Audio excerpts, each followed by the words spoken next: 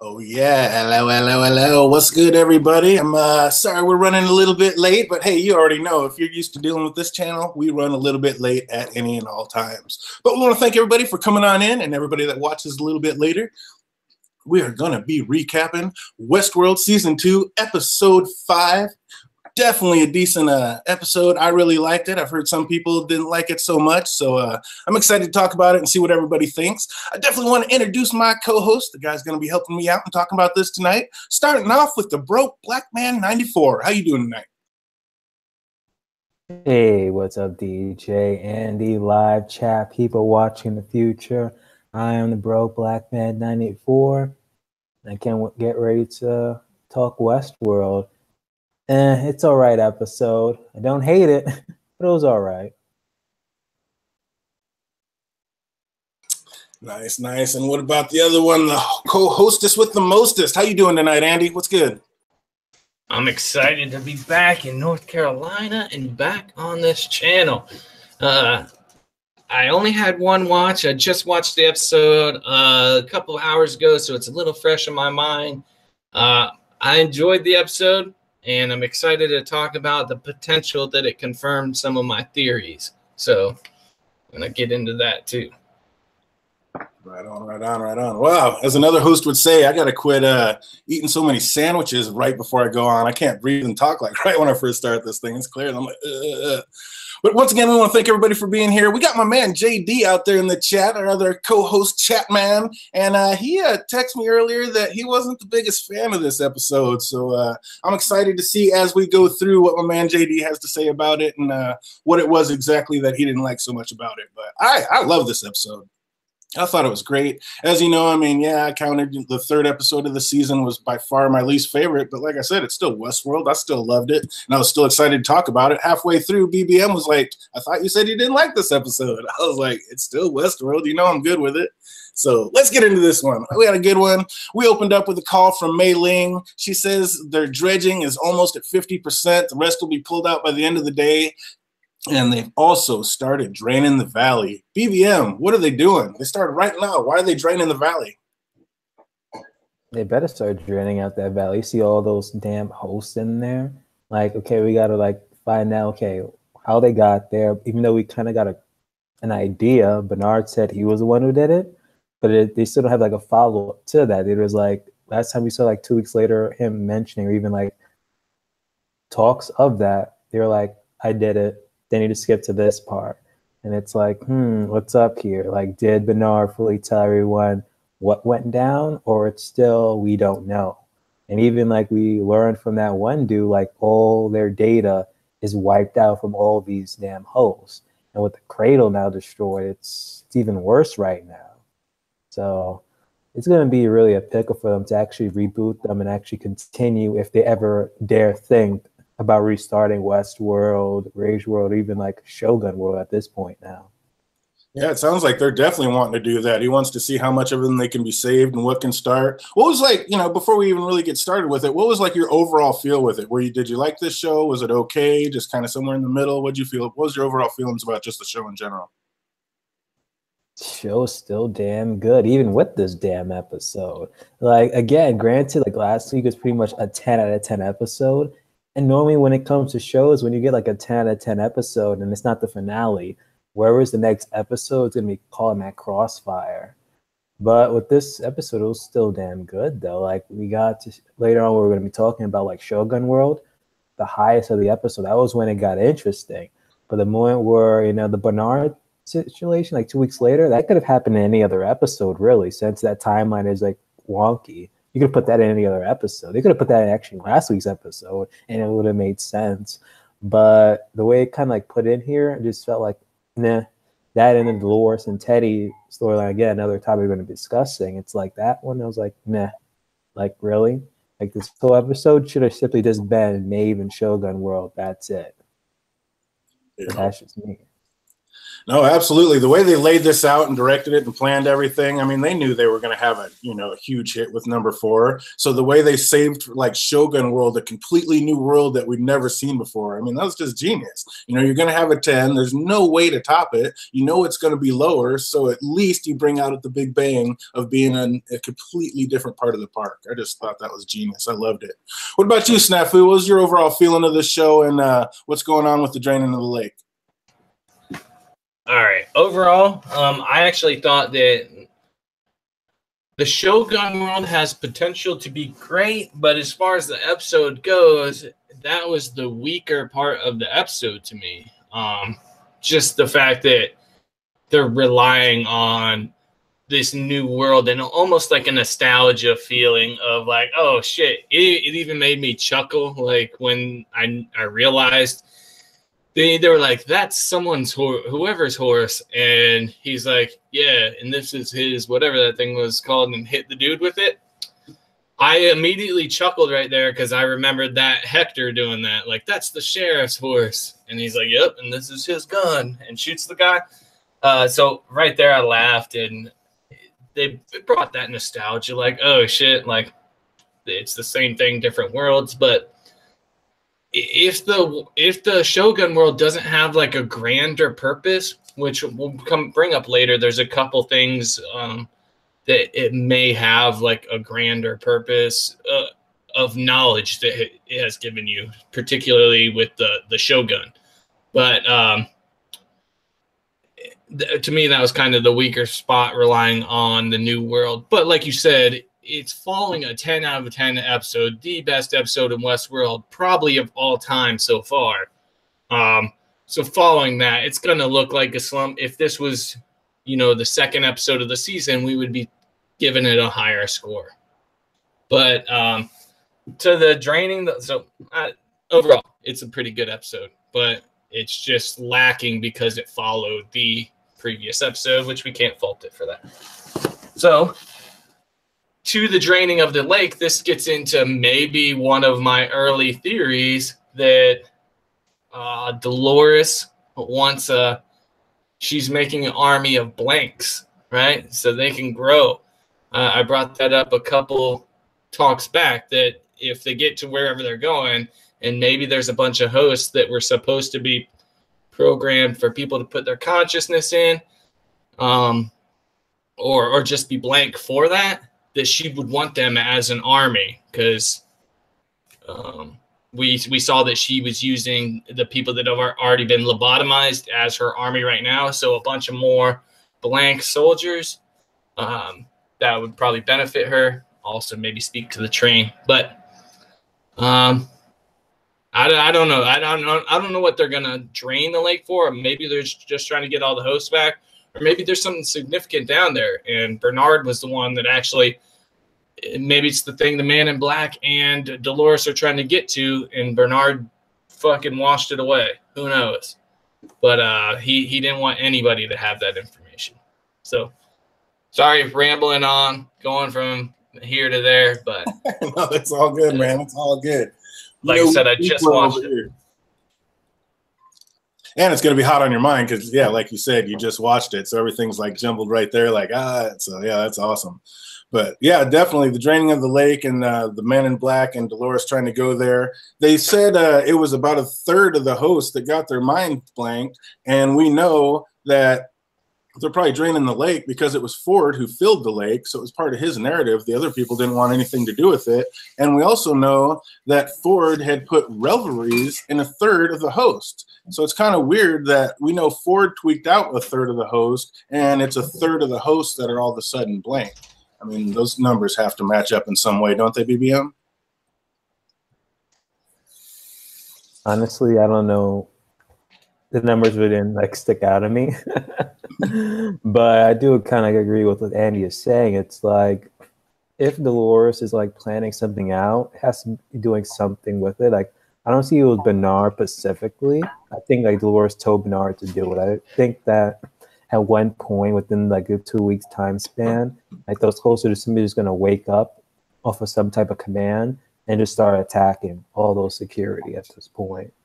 Like, it just seems like too odd. Like she just couldn't just weave out all those people in the damn river, even if it was still like Bernard killed them all or something. Because doesn't she still got that one tech dude who can pretty much just wake up hosts just like that, and you can still use them for your army. So there's something that's like amiss with all these hosts that's in the river, or the body of water, I should say.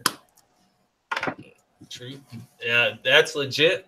Oh, I remember I couldn't even remember my theory fully. Like there was going to be real hosts in there that they knew about, but to make it look like a lot of the hosts or most of the hosts died in this, she would need like a bunch of fresh ones to like trick them. But BBM brought up a good ass point. If they were just to wake them up, all those hosts they have there, and they're just bringing them to where all the leaders who are actually dealing with the shit they have and all the Delos leaders, if someone just comes in there and wakes them up and they start murdering people, she's wiped out like the vanguard of the humans in one fell swoop. But what you were saying, DJ, I thought that too. When they first were talking about a third of the people, there was something weird about a third of the hosts. I was like, I think like a third of the hosts had reveries, but it might have been like 10%. But even if it was a third, the weird thing they said about the hosts was not that they were blank, but that they were wiped. That they'd never held any information. Virgin, they. So I don't know if it has anything to do with the reveries because of that, because they were completely blank. And even if you delete programming, there's still remnants of the program in computers. So you can tell. And they made a special point to say there was nobody's fingerprints on it, like nothing. So that is a weird thing. So I don't know if it has to do with reveries. That was my whole point.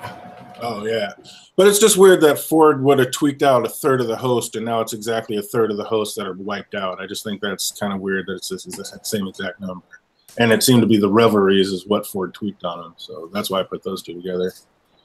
Floki wants to see if the host can be reprogrammed to get back on their loops, but the tech is tripping about what we were just saying, that a third of the host of Virgin Minds. But that wasn't even the disturbing part. The disturbing part was that they put out the fires, and the cradle, which had a third of their data, has been destroyed.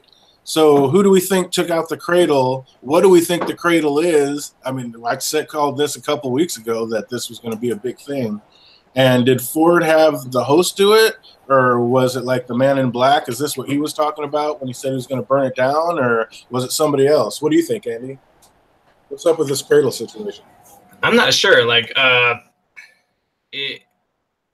said, I thought that the cradle was the place where Delos was, but it looks like I'm wrong on that aspect. It looks like where they are either creating all the hosts, like that's where the hosts are created at, which would make sense as to why there was a bunch of blank hosts. If somebody went in there and started making it, maybe there was a battle in there, and maybe Dolores and the Man in Black both got there at the same time. That's why it's all on fire. It's been destroyed because she was using that information. Maybe the Man in Black intercepts her and tries to stop her from using it. So either it is a place where they're going, where they were going to try to make people the hybrids. I'm going to just start calling them hybrids, where they were going to start making hybrids. I think it's either that place, a place where they make hybrids, and that's why the Man in Black was like, it's a great mistake because he has come to terms with the fact that people need to die. Or it is just a place where they created all the hosts. Like that's where the hosts are all printed and programmed at. But those are my thoughts. Sorry, rambling again. Oh, no, it's all good, man. We like to hear it. What about you, BBM? What are your thoughts on this cradle situation? I find it interesting that Andy wasn't like for sure what they're doing with the cradle and how it was destroyed. It's normally me who's like, I don't know. But he said, let me point that out real quick. But like, I don't think the Man in Black destroyed it. I know Teddy had to have been there for sure. Cause the way how, cause I think in like with that previous episode, he was like with Carl and the rest of them, like on their way to the damn cradle, and then they just told the news like, "Hey, it's destroyed." So like, it's possible that he could have been the one who destroyed it. Cause even in the trailer, or even it was like in the first episode, we see him like shooting down something. So it could be, Bernard either following the orders of Dolores or decide just to destroy it down completely. I just know that he has to be in some shape or form involved in it.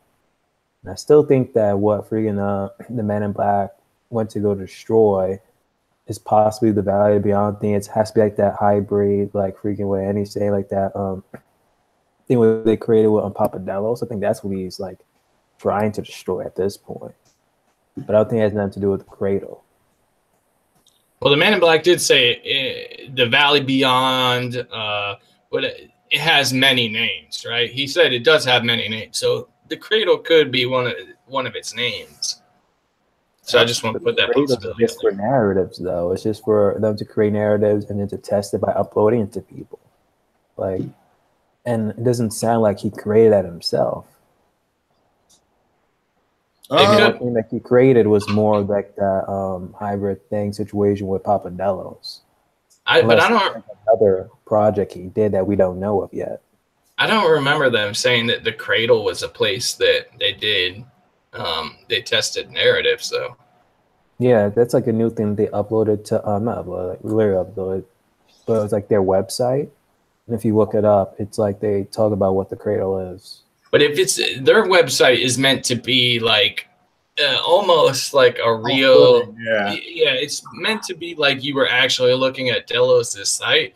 So or like you wanted to visit Westworld or something like that. It's meant to be like it's a misdirect. Yeah, like so if you think about it as a corporation and you just think it's this big corporation that's running Westworld, that they would put the cradle as something like that. So I'm inclined to disbelieve that they would like it's meant to, if you were in the real world, it's meant to misdirect people who are looking into going to Westworld, I think.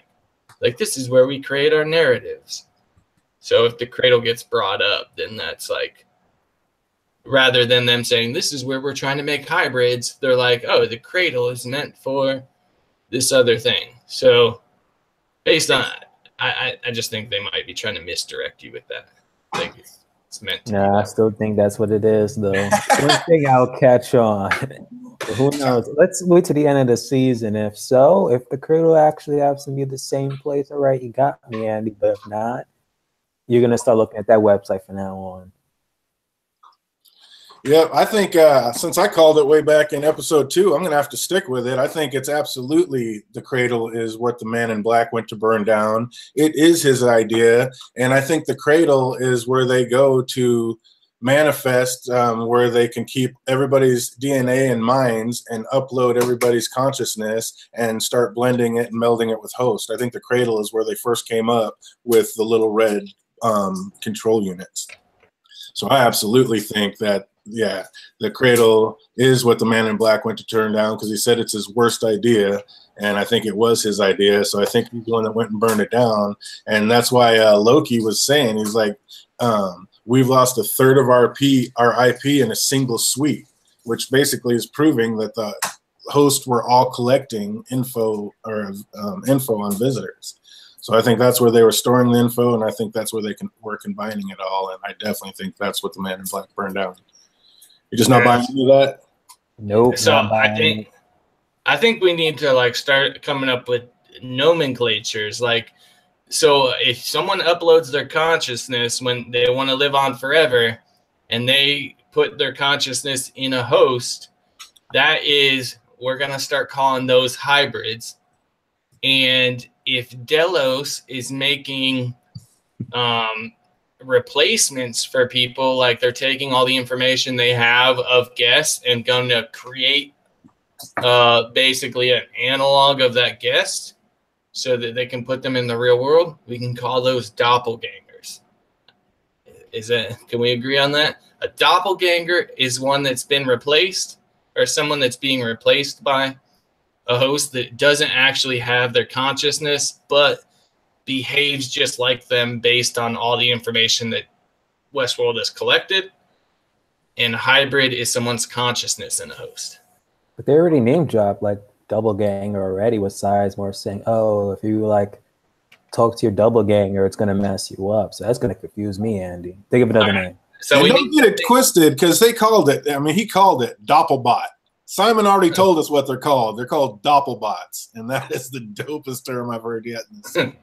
So maybe the chat can figure out a name for it. Someone that's being replaced. They don't actually have their this host doesn't have their consciousness, but it is a host that is programmed to behave and act just like a person in the real world and could possibly replace them. Maybe an analog, a replacement, some cool name. Someone could come up with it. Doppelbot. That's a good one. Dude, I love the Doppelbot. That's sweet. But just like IP, for everybody who doesn't know, stands for Internet Protocol, and it's actually part of a longer abbreviation that stands for, it's TCP/IP, that stands for Transmission Control Protocol, Internet Protocol. And a protocol is a guideline that must be followed in a set specific way, which basically we know is how the hosts are run and what they do. And people are trying to sneak it out of the park ever since it opened, it sounds like. I thought when they would say IP, it meant their intellectual property.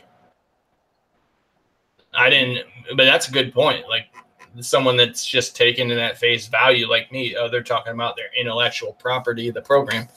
But to go. Yeah, I always thought it was more than the code. They were trying to steal the code and sneak the code out. They're always trying to steal our IP. But yeah, that's another good point. As usual, me and Andy seeing things completely differently. Different sides of the spectrum. Which makes hey, we do agree on the cradle, though. Like me and you are there on the cradle that we think it's where they're making hybrids. And so, that Maeve is a new Fandango host. That cradle point, I'm telling you, it's just something with narrative. Y'all just taking a little bit too far. Well, no, because but I don't know. Because they said, I mean, we're going to get to this towards the end, but I mean, I think they kind of explained more exactly what the cradle is in the previews for next week's show. Well, I didn't even watch it. Kind of pretty much agrees with what I was saying, so that's why I'm feeling so strongly about it. Why I think it's right. I'm kind of with BBM a little bit. I'm agreeing with DJ, so that I'm a little wary. I'm right. I'm a little less sure because DJ believes the same thing. So that's always a problem. Like Andy's now taking my role, just agreeing with some of my points. Now it's me and BBM, and who's in the middle now? What? I have my reservations about agreeing with anything that DJ says. Yeah, that can always be hazardous. Floki looks at Bernard and says, "That's quite a story you gave them, with one hell of an ending. How did all of these desperate threads come together to create this nightmare? If we figure that out, we'll figure out where this story ends." So first of all, when Floki looks at that and says, "That's quite a story you gave them," we all know from the very first episode, I've been saying, I think that Bernard is in a room being interrogated, and that's what all everything we're seeing are just his memories basically playing out. And then they're filling in the other stories with our story that's going on.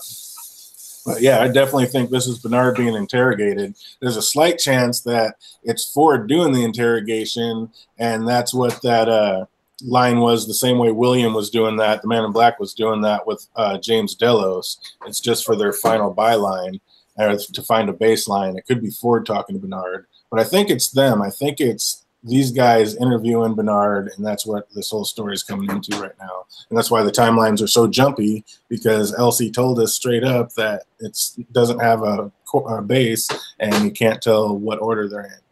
But what do you guys think? What do you guys think's going on with that? Because when Floki looked at that and said, "That's quite a story you gave them," he's saying, like, that's quite a story you put in the host. But I kind of think it's like what I was just saying. It's quite a story you gave them. It's this story that he gave whoever was interrogating him, and it's either a lie or bullshit. But I think that's what he's talking about. What do you guys think about this entire situation? Could be. I thought it was like about the narratives and keeping it all together. That line stuck out to me, but it was so early in the episode that I couldn't remember why I wanted to talk about that by the time it was over. So I'll have to get it on the rewatch, and maybe I'll bring it up a little bit next week or a later stream this week once I do it, because I can't exactly I can't remember exactly what I thought was strange about that. So I need to watch it again. But it could be, I see what you're saying, like that, the story thing with Bernard. I'm with you that I'm not going to throw that out, that he's being interrogated, because there have been some hints that point to that could possibly be true. So I don't want to dismiss it, but I didn't look at it that way when I first heard it. What about you, BBM? What did you think when he said that and he was talking about that? Which way did you think? What was he going? No, I agree with you. It's pretty much like an interrogation that's happening with Bernard. And then me today, I was like looking at, you know, the Westwood Amino. I came upon a video and actually even proved it even more, to the point that one YouTuber was suggesting, or this theory saying, like, all of this is pretty much like later on they either create another creator or something. Well, if it's just nothing but narratives or stuff, they would be just interviewing like Bernard and just having him like relive pretty much everything.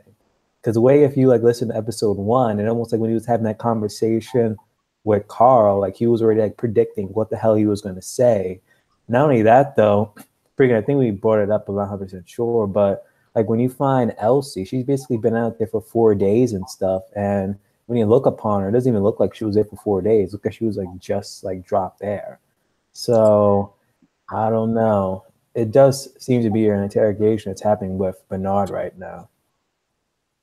Woo! I think BBM doing these multiple streams, that's all good, but I was just going to say, I think BBM doing these multiple streams is starting to pull him out of that middle and kind of making him form an opinion. He hears us all day, and then shout out to my man, Johnny Indie Boots. I know he goes on there and does another stream on there. So, yeah, if you guys, after tonight, go, but make sure you watch his recaps too. Those are totally dope with him and Iris on there. But yeah, it's like I think all these doing all these streams is starting to get my man off the middle a little bit, forming some more opinions. I love that shit. Hit him, Andy. What were you gonna say? I was gonna ask, like, in the what happened in the first episode where he predicted the conversation? Yeah, because when he first meets Carl, like he was having his first conversation with them, you can actually hear like Bernard's like own like voice repeating almost exactly what he's about to say. So at one point I'm like, wait a minute. So I really have to like rewatch episode 1 to see if that actually is true, or did the YouTuber just like mess something up? But it almost sounded like he actually predicted what he was about to say. So it was almost like he was reliving the moment. I'll have to go watch it again. I mean, I want to actually start this season over again completely, start watching it through to see if I looked at it through DJ's perspective of that he's getting interrogated, if that's the case. Because right now I'm leaning toward what's going on with Bernard in the current timeline, or in the furthest to the future timeline. I don't know if it's current, but the farthest one in the future is that he is actually like Bernard, because he does have that memory. DJ brought it up before. I think on our first stream, he has like a memory of something that he couldn't possibly know about. His meetings with Dolores, or Arnold's meetings with Dolores. So I'm starting to think that he's a Bernard hybrid. Like that's where Bernard's at right now. I'm leaning towards he's a hybrid because he has memories of stuff that he couldn't know about. Then the other point saying, like, if you notice, like, that Bernard on episode 1, the 2 weeks later, he doesn't have that scar that was on his head before. Like, even when you compare, like, when the security first meets Charlotte, they're like, oh, let's take you back. As opposed to, like, Bernard, they were ushering him, like, right back into the fire of things. It's like, you're not going to just get him cleaned up or anything, like, truly, like, debrief him. You just, like, put him right back in. So it's like, I don't know. Still leaning towards him being interrogated. Yeah, absolutely. And I mean, like he says, I mean, when he looks at him, he's like, how did all these disparate threads come together to create this nightmare? If we figure that out, we'll figure out where this story ends. So, I mean, if he's trying to figure out a story and piece it all together, and then, like I say, just that clever way he said, that's quite a story you told him earlier. It just, I don't know, it just all starts to start adding up to me. Yeah, that's true. I'm still with the Bernardo thing, especially because, you know, they found, we saw in a preview that they found all these extra Bernards, which got me thinking, like, what if they've done this a few times, tried to make a Bernardo? So maybe he is one of the other ones. And maybe, maybe there's multiple Bernards going around right now. And maybe that's why Charlotte was so weird to him. Maybe at some point they get together, or she finds all the Bernards and puts them out there. I don't know. And, man, there's some craziness going on. And we need to piece some things together.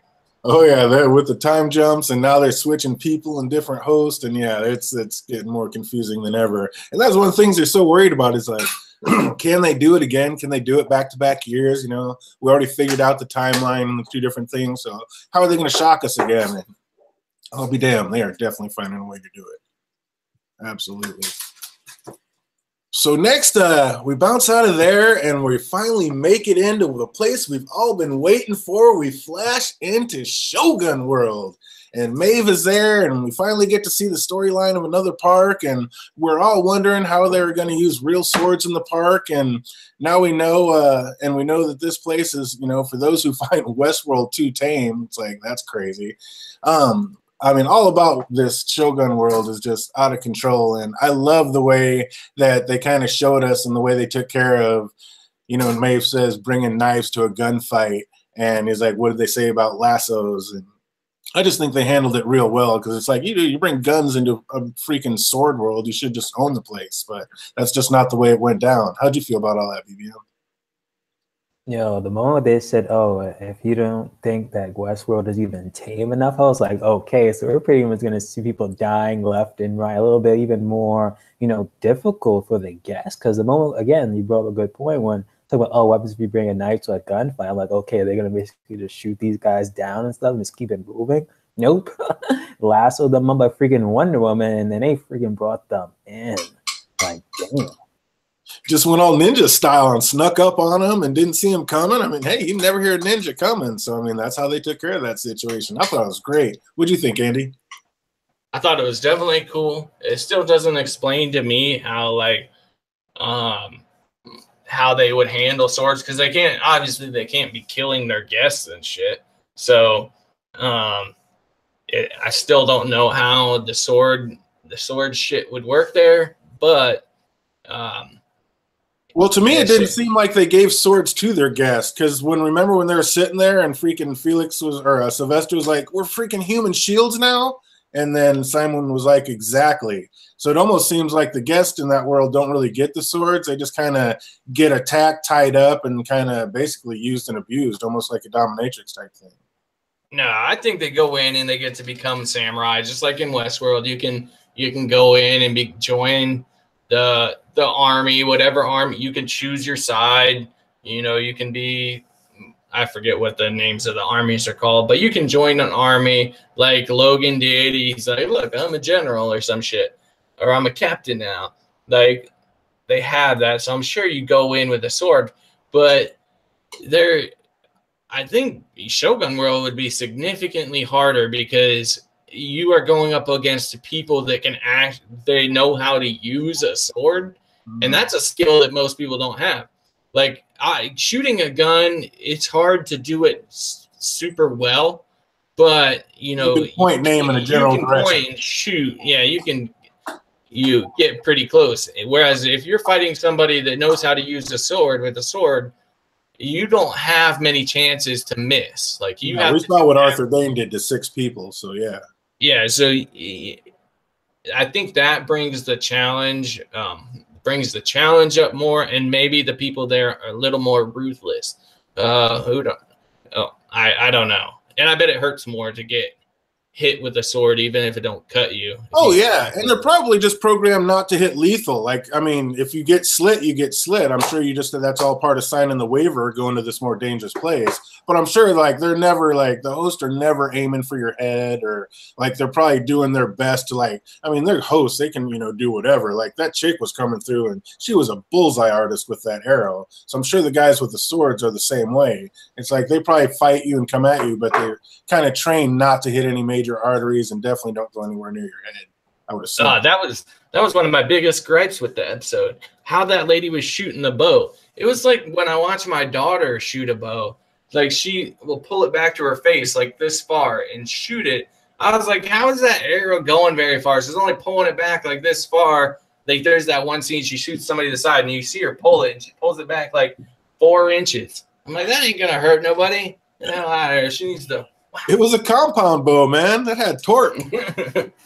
But that was one of those little things. Usually Westworld does a pretty good job of keeping me from doing that, where I'm not thinking about how realistic it is. But in that scene, that kind of threw me off, where I was like, that seems ridiculous that she only pulled it back that far. What's it remind me like the Legolas or freaking Katniss Everdeen from Hunger Games type moment though. But then that whole scene, it kind of shows you that, to the point that, if it's a situation where like actually guests are around, they're not going to be like killed at one point. Yeah, it was weird. That's what I thought when they said the human shield things. I thought, well, shit, they're off their thing. They can hurt people now. But it almost made it like, then I thought, well, that's a brilliant thing to do as if you're a host and like the other host can't kill humans. That would be a brilliant way to do that. They can't shoot the people. So hiding behind people is amazing thing. Once I thought about it a little deeper, I was like, damn, that was a smart ass move there. Wow. Nope, absolutely. Take care, JD. I know you got to work early and got the stuff going on. Thanks for being here. We'll definitely talk to you shortly. But yeah, absolutely. That is a great plan of the host of them to be smart enough to think like that, or if they're just programmed like that, hide behind humans because people can't shoot at humans. So that's your best way to stay alive. It's like, that's a great tactical move. So we find out that Maeve her voice commands don't work because the hosts are off their loop and they're only speaking Japanese. I like how Simon says, what a beautiful way to watch a sunrise glistening off their bodies, off the recently mutilated or whatever. I'm just glad they touched on this because Simon's been taking all this death and mayhem way too calmly. So, BBM, what do you think about? I mean, what do you think about that? Like, did you ever think Simon was a host just because he never really reacted to all this death? And what do you think? And what do you think about? Because he's kind of basically our narrative for walking through, and he's the one that like tells Maeve like your voice commands don't work because they're only speaking Japanese. You have to speak in Japanese or they're not going to understand you. So. Well, I mean, I'm glad how they left Simon in. What do you think about the Simon situation? Did you ever think he was a host, or you just kind of playing along? No, I still think that he's human 100% though. But who knows? They could just like do something where all this time he was a host, but I've been like pissed off because again, I don't want like another situation where we're gonna be like, okay, so pretty much all this time this person was a damn host, and we got to do this whole thing all over again. But I kind of like enjoy them there because again, we're in a new like Shogun world and stuff, and we still need like a little bit of information. Like Sizemore was pretty much the information. They're telling us that, oh, since I got so much like stories to write, I kind of had to like put in the best of Westworld into Shogun world. At one point, I'm like, wait a minute, what? I thought that he was like the shit narrator. He can come up with a whole bunch of like narratives on the spot, but he's basically just been like putting a whole bunch of other like best of Westworld into Shogun. At this point, I'm like, wait a minute. So in the Indian world, that colonial world, was there ever like a scenario where it was like the same story of Westworld? The whole like, with Hector, and now it looks like with these guys, was that also in that world now? So it's like almost in every world, I'm going to expect like a similar best of narrative that's going to be continuing or be like a little bit different, I'm guessing. Right. Yeah, what do you think?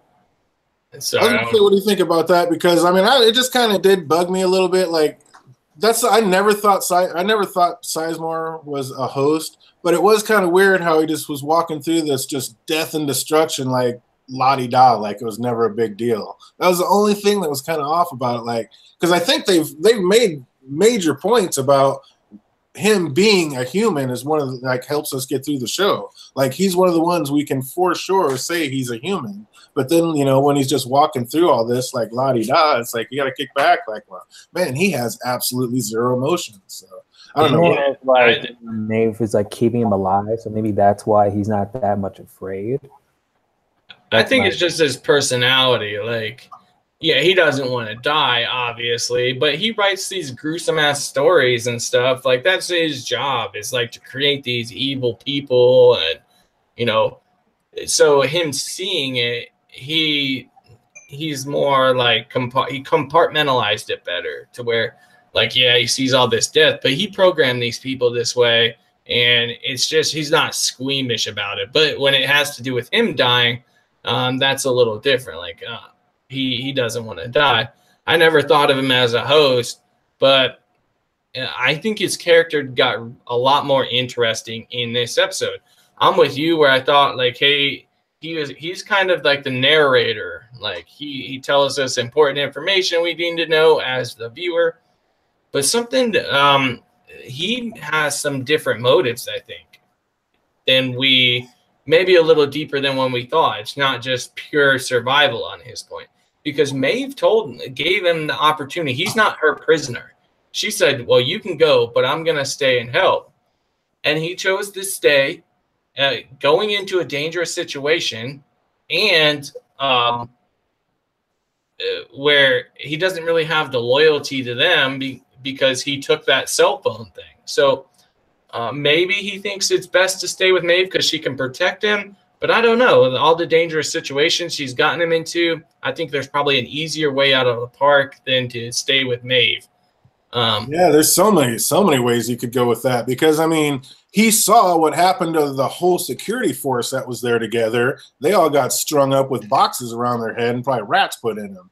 So if a whole security force gets wiped out, what chance is he going to have running by himself? So he might be staying with Maeve just for self-preservation purposes.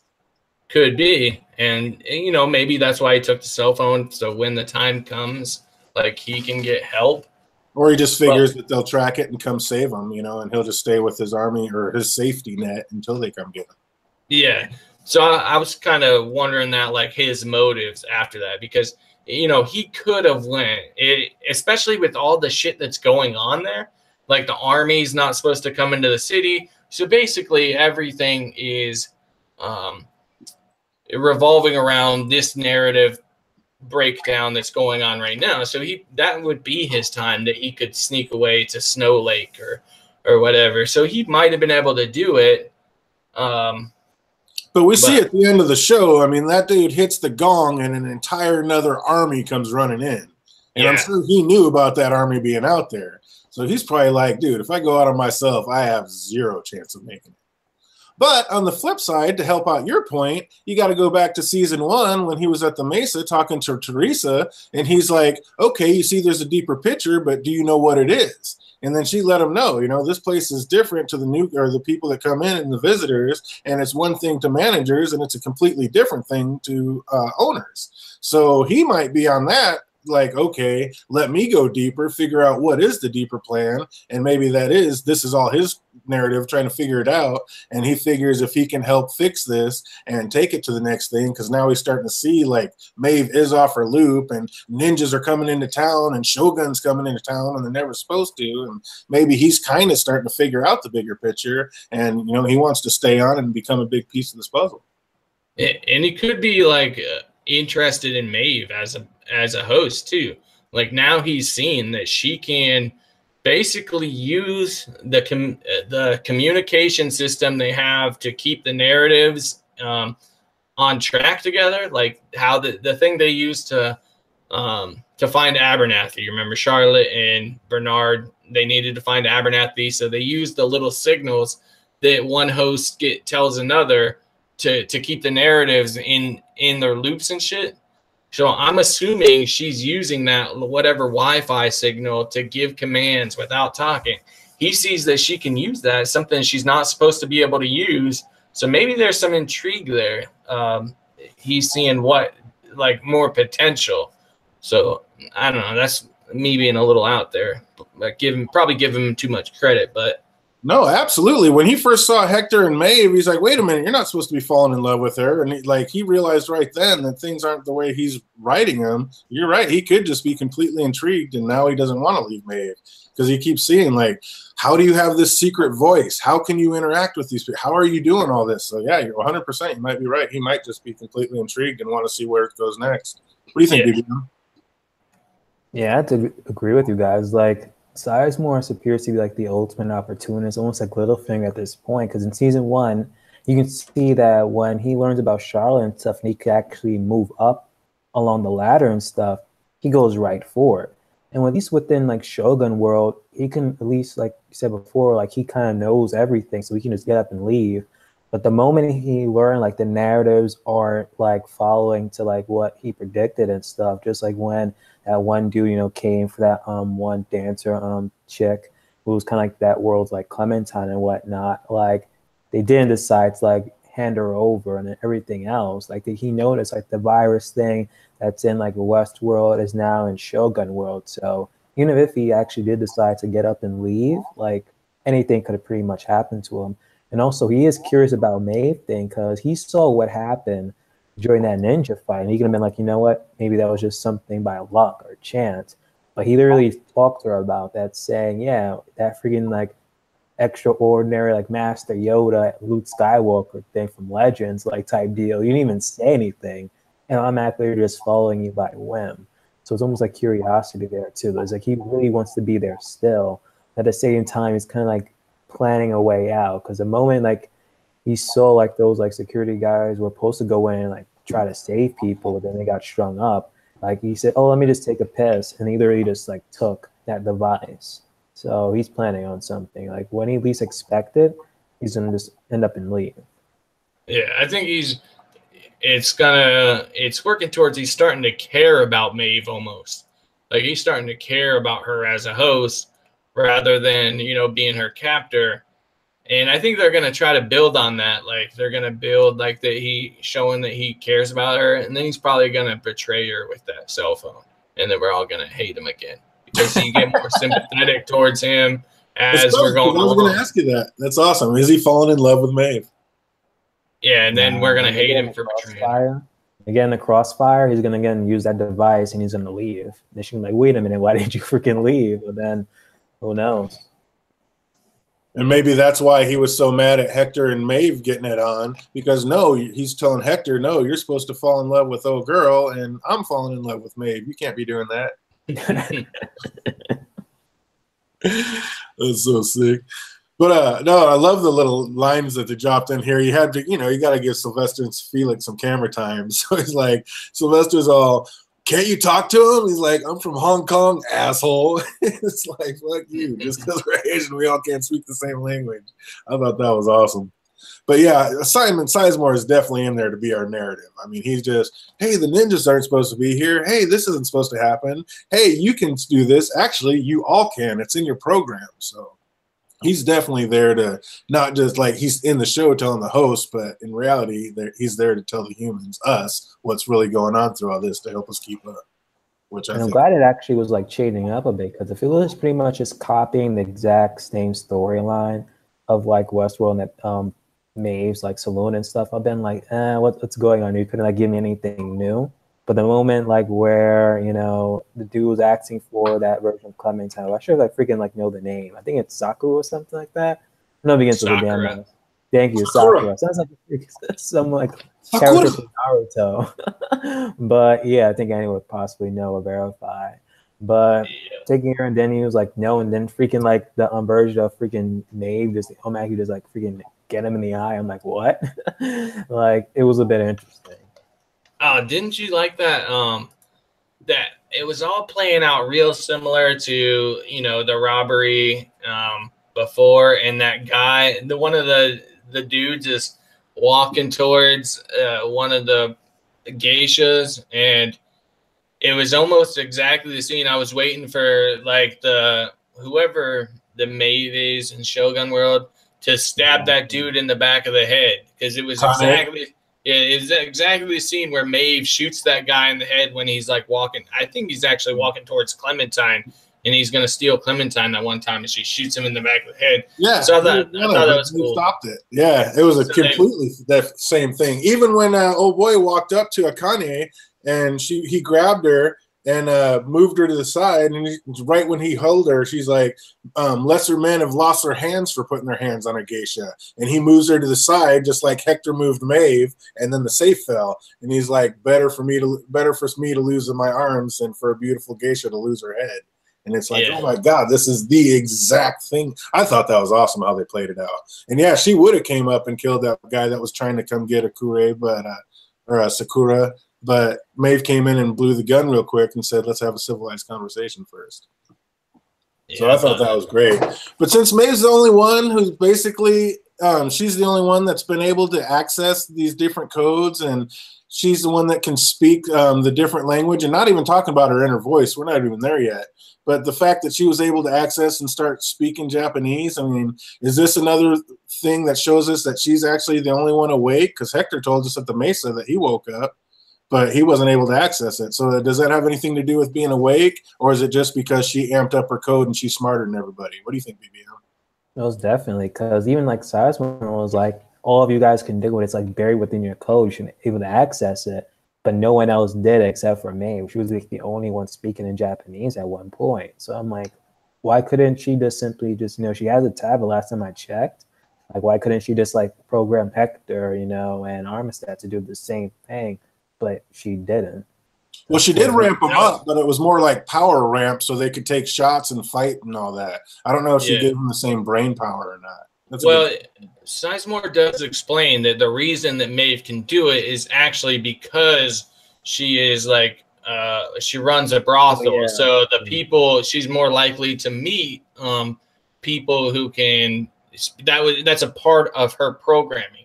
But everybody else can speak Japanese because in the park, if someone came up to them and started speaking Japanese, they would be able to communicate with that person. So that not only English speakers can enjoy Westworld. You could go into Westworld and everybody would speak Japanese to you if you spoke Japanese. But since it was hosts that were speaking Japanese, that programming didn't trigger that programming in their head to start understanding Japanese because they understood it was a host saying it. That's my interpretation of what happened. Exactly. I'm with you 100% there. 100%. Absolutely.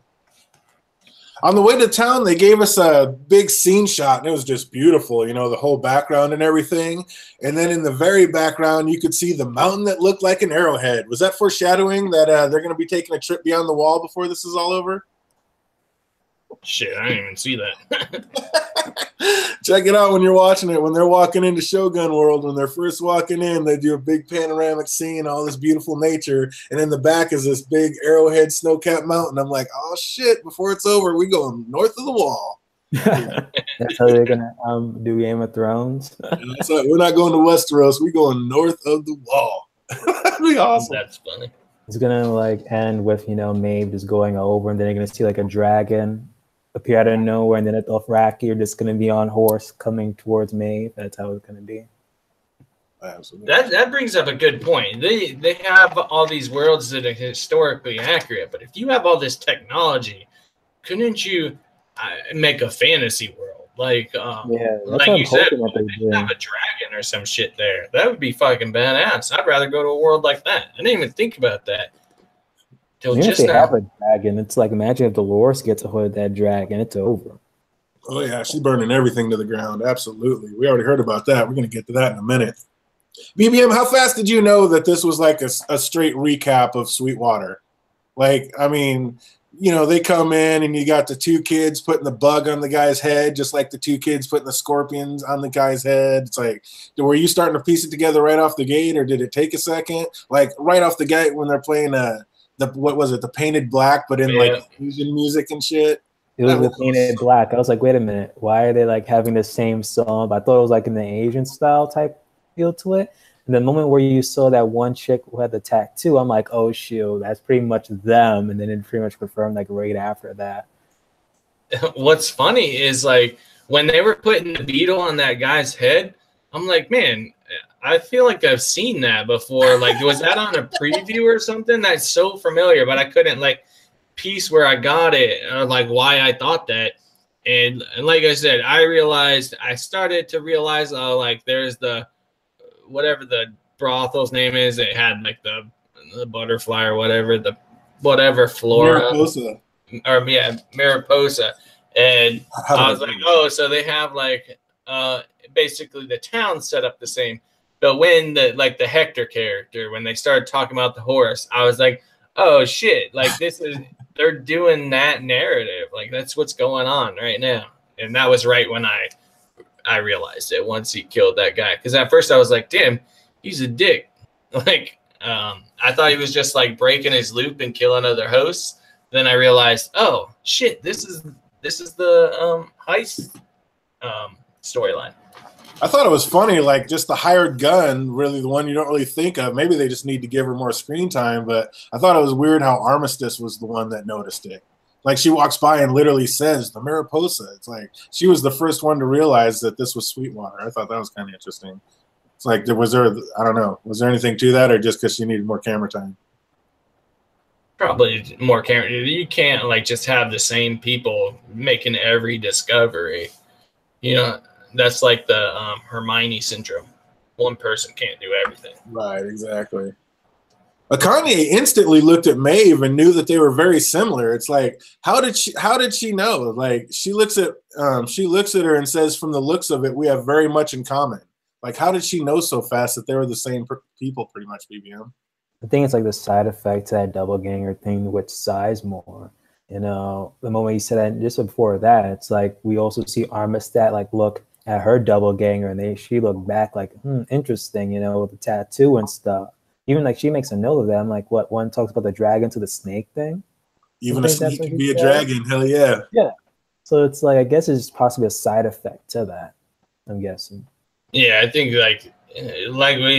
like we said, like there is some level of communication between hosts, obviously that they're not really aware of in their thought process, but is going on. So I think meeting someone that's exactly like you, some of that programming, that's going to cause that effect.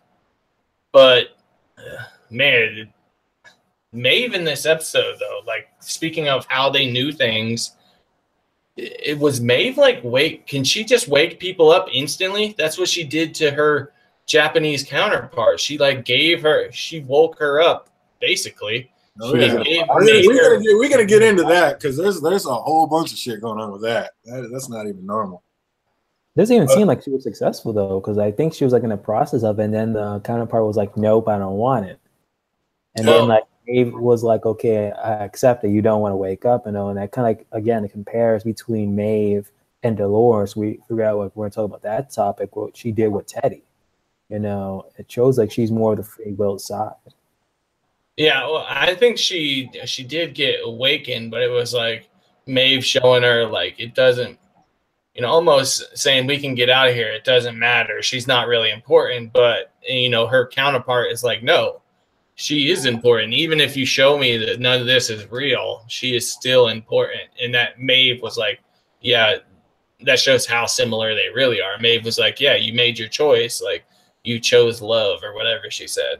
I have a little bit of a different take on that, but we're going to get to that. That's a little bit farther into the episode. I'll let you know what I was thinking about that same situation. But yeah, it's a little different than that, I think, because it kind of reverts back to what happened with her when she got stabbed. But yeah, I jumped onto the wrong one. Actually, right after this, they switch out. And we switch to the player piano that ends up having blood on it. And it's basically got so much blood on it that it stops playing. So is this like foreshadowing to something that's coming? Because then we see Dolores and the posse come riding into town. Like, is this kind of letting us know that this is going to be the end of the road for somebody? Or did you get anything out of that? Like the piano just kind of is out of tune and slows down and comes to a stop, BBM. What'd you think about that? No, I thought it was like no foreshadowing or anything. I thought they're just simply just them rolling into town, trying to look for like Abernathy, because that was like the last thing like we like talk about with the last time. It was episode 3, was it? Like they were like looking for Abernathy, And then he was always talking about, I have to get to a train. So at one point, I'm like, wait a minute, does like Abernathy actually get away from Charlotte and them? And he's like going to the train. That was my first instinct of it. But then later on, we find out that nope, Charlotte apparently still has, you know, Abernathy at this point. Yeah. To me, I thought it just represented like all the things that are programmed. Basically, that is a machine that is doing what it's supposed to be doing, and it stops functioning in the way it's supposed to. I just thought it was representative of that. Like, no longer are the machines doing what they're supposed to be doing. It's like you've reached the end of that programming, and now Absolutely. it's just not functioning anymore. I think that's exactly where they were going with that. That's what I felt like. And I kind of felt like when it came to a stop, it's like this player piano has been a pretty prominent piece. It's been a pretty big part of the show, the music, and they always flash to the piano and go into Sweetwater. And when that came to an end and quit playing, I was like, a big player is about to die. That's what I got out of it. I was like, somebody big's about to die because a big piece just went down. So I just thought it was foreshadowing. Maybe it was, maybe it wasn't, but that's what I kind of got out of that one. What I really want to know is who the hell, and I've asked this before, who are these people in the black mask with Dolores? They're like the ultimate fucking hit squad. Like, I don't even know, like just Goon City with these people. It's like, who are these guys? Like, I want to see this reveal. They just are a little gnarlier than the regular host. Like I said, I think that they are all the ones that were down in cold storage. They got lobotomized.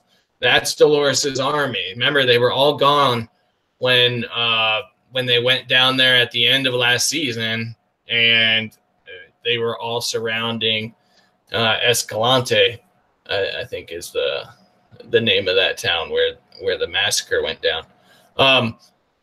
So I think that's who those people are. The ones in the mask, they've been lobotomized. Dolores can control them completely, and that's her army. You agree with that, BBM?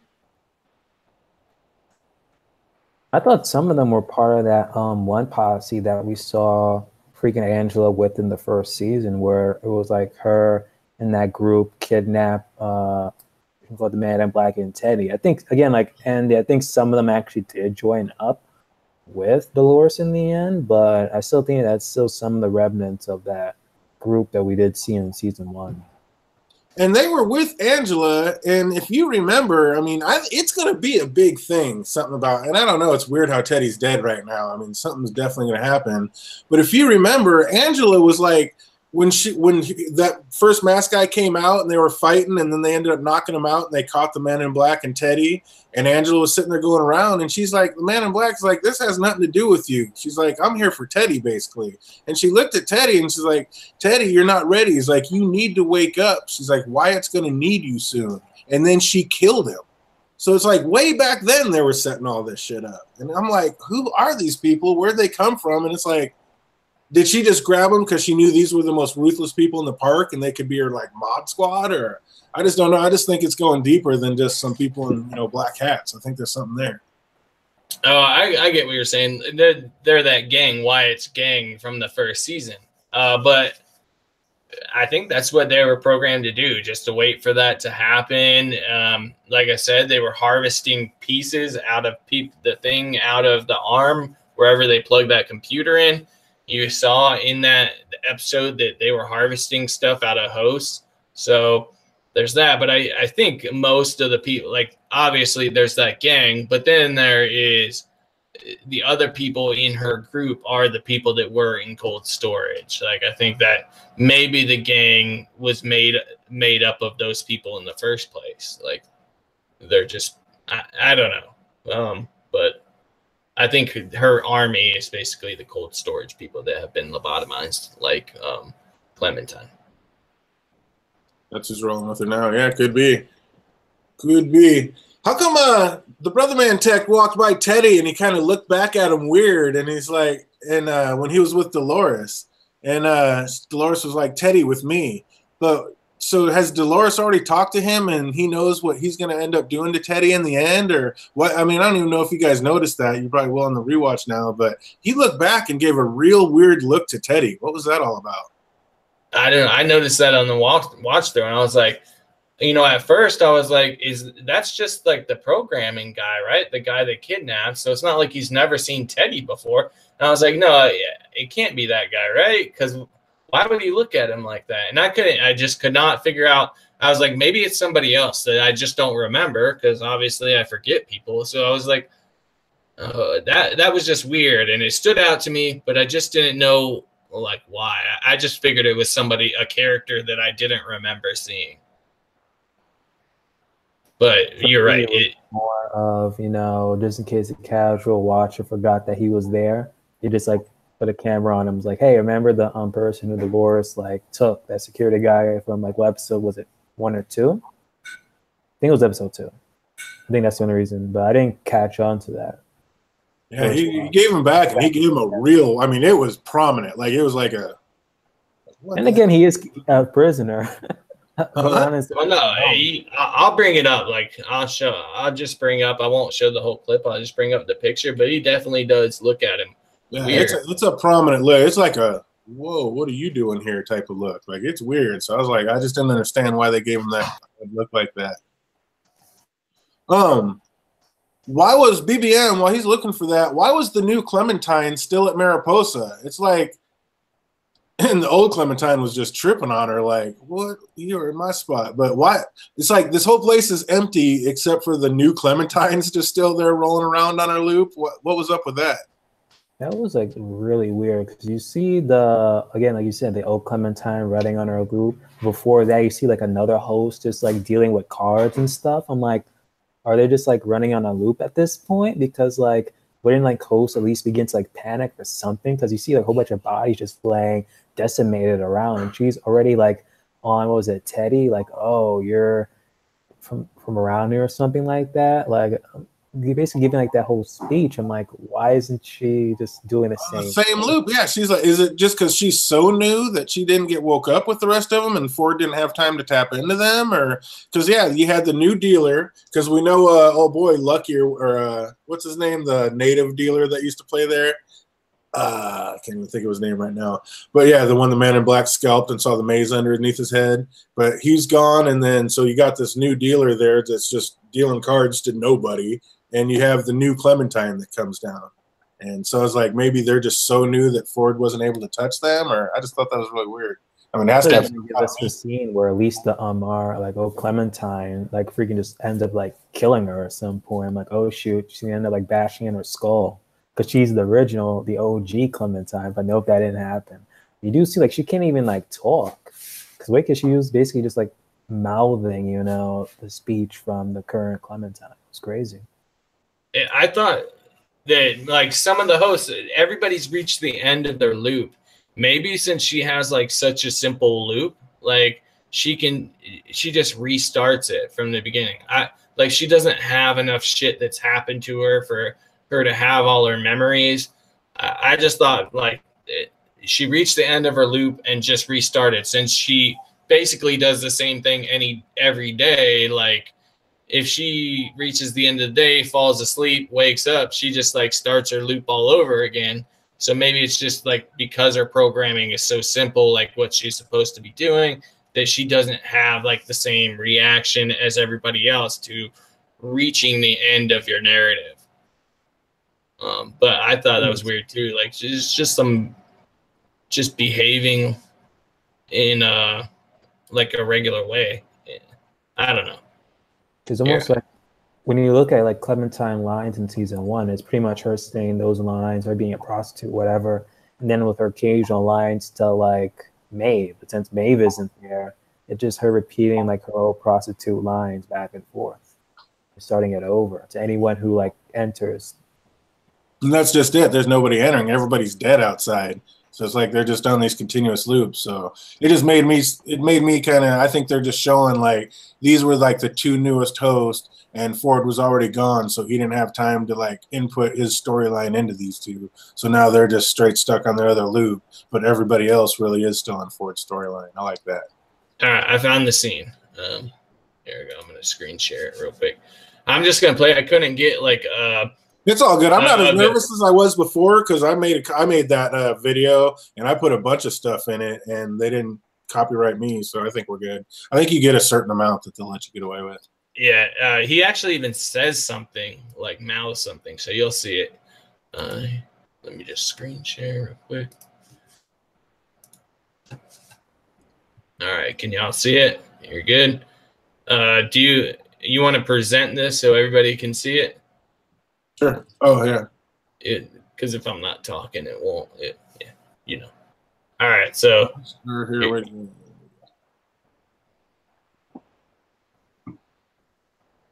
Just let me know when you're good. Go ahead. All right.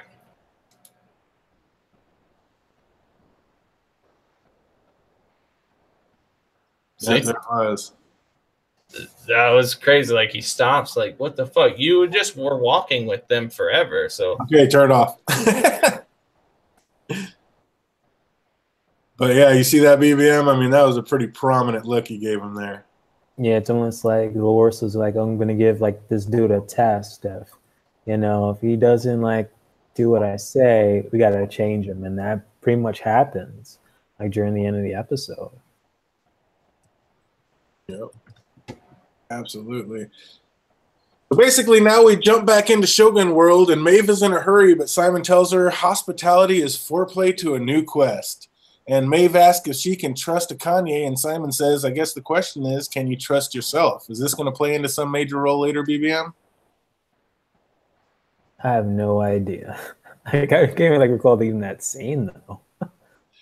Yeah, right when they jump back in, they were saying that. You think that's going to have something is that going to mean something later on, Andy? Say it again. What did they say? When they went back in, Maeve was just in a hurry. She's like, when I said, I wanted civilized conversation, I didn't want to sit here and do all this shit. And Simon's like, hospitality is the foreplay to a new quest. And Maeve's like, can I trust this Kanye? And Simon's like, well, I guess the question is, can you trust yourself? So it's like, why are they saying it like this? Is this going to have some kind of role to play, or is this going to mean something later? Yeah, maybe like, I don't know. I think it was a way of like, how do you say it? Like show, like Maeve can predict what's going to her certain actions. Like it's giving her knowledge on like, hey, if you recognize these people as the people you already know, you can kind of predict what they're going to do. I thought it was like that, like, or just like a way to have less all of us reflect on Maeve as a person, as the viewer. Like, would Maeve screw him over? Like, I guess maybe to give you trepidation on Maeve, but I'm not sure. I think it was just like a way though for Maeve to predict the situation, how it was going to go down. Definitely. I didn't think about it as much as you did. So what's your thought on it? Oh, there is. I was wondering. I'm just wondering what. I didn't really go into it. I was just wondering, like, why would he tell her that? It's like, why is she asking if she can trust her? And basically, I just took it as it's going to be foreshadowing, and with something else that they say later. But I figure it's going to be foreshadowing that Maeve is going to team up with a Kanye, and this is about to be her new, general in this war. And she wants to know, like, how much is she going to be able? How much faith is she going to be able to put in her? Is she going to be able to trust this woman? And is she awake like she is? Is she a host that's awake and off her loop? And how much is she going to be able to assist her in this war to come, basically? Yeah, I thought they were going to team up for sure, and that's a good point. Like like I said, if you can predict their actions because you know them, like yourself. That's a good person to have as a general, honestly, like someone that's going to treat situations similar to how you would treat them.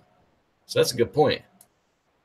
They said, I love the little, they have so many. I love the term doppelbots. I already said that. But then they used another term that I never heard about. And Simon's like, we need to get the fuck out of here, basically, because, who knows what's going to happen with you guys being in contact with your doppelbots. And then he said something like, we need to tout fucking sweet.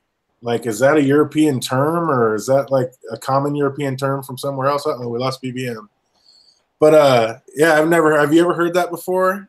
That term before? And I like had to put on the CC, the closed caption, and so I was like, "Am I hearing that right?" It's like tote fucking sweet. Like, is that a European way to say, you know, we need to hurry the fuck up and get out? I was wondering if that had some kind of meaning. Tout sweet, like TOUT. Yeah, he said we need to tout fucking sweet. Like, is that his way of saying, you know, European way of saying we need to hurry up and get out? Or yeah, TOUT fucking sweet, like a sweet, SUITE. Oh, now tout fucking sweet. Yeah, I didn't know what it means. But he said, yeah, I mean, he said that they could like, especially Hector and his guy seemed to already be having it, and he was afraid that Maeve and Akane could have it too. You know, have heightened aggression, and she said basically just being around your doppelbots, you're gonna have heightened aggression and suspicion just from seeing them. So it means at once. At once? Oh, okay. Yeah, that's like right away. Okay. Quickly. Yeah, I thought that was crazy. So yeah, he is worried about, you know, them being around each other and it going aggro real quick. And Hector and old boy are kind of seeming that way already, and he's really afraid of Maeve and Akane doing that. You know, because obviously there's Maeve maybe that's what it was. She's already starting to have suspicion about her because she's around a doppelbot. Maybe it's nothing more than that. It's a French term. Nice. Simon recognizes the loop and thinks of a plan. Maeve realizes he's not so useless after all. It's like, I really like how they keep him around as the narrative for the audience and basically letting us know every step of the way what's happening, what's not supposed to be happening, what's weird about the scene. It's like, he definitely, he's a big help to us as the audience, I think. Yeah, certainly. Like, he's a good way for us to judge how far gone, like, each place is. Like, obviously, this place hasn't progressed to as chaotic as Westworld. Like, the people are still, like, obviously, there's still a Sweetwater, right?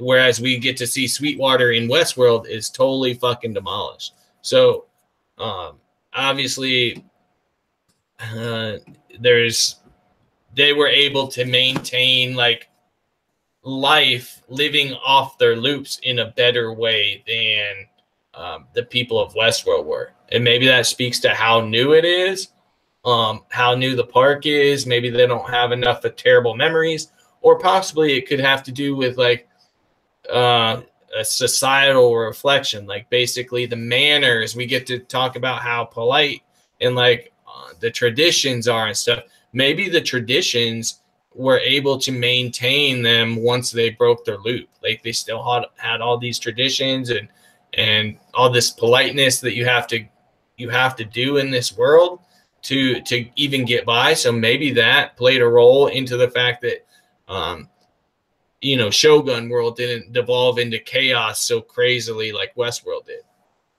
So absolutely, maybe.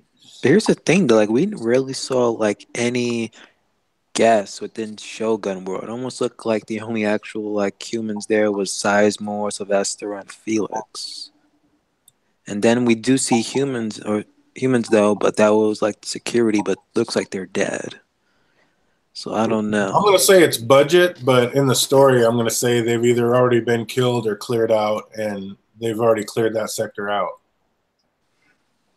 yeah, and maybe this has to do with the Judas steer thing. Like, they don't have a Dolores there to make the place go fucking crazy. So without a Dolores, like, making the host go wild and, you know, do a total rebellion, they just like settle back into their daily lives, their loop, and they live like a normal life, whether people are there or not. So without the Judas steer leading them in that direction, maybe that's why. Or so at maybe that point, you think that in the colonial Indian world, it's like, look at that, and already hosts are killing freaking guests. So it's like, do they have a Judas steer there since it looks like it's going crazy?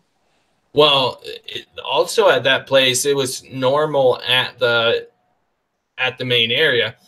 What I'm actually referring to was, like, how the society was functioning normally, even after they no longer had to rely on their loot. I'm sure that, like, most of the people there got killed or evacuated, But I mean, they were able to kill all the security, and we don't know if some of the other people's guts that they found, you know, when they were walking along the thing and there's all these people's guts or all these dead people, some of those were probably like regular patrons of the park, I imagine.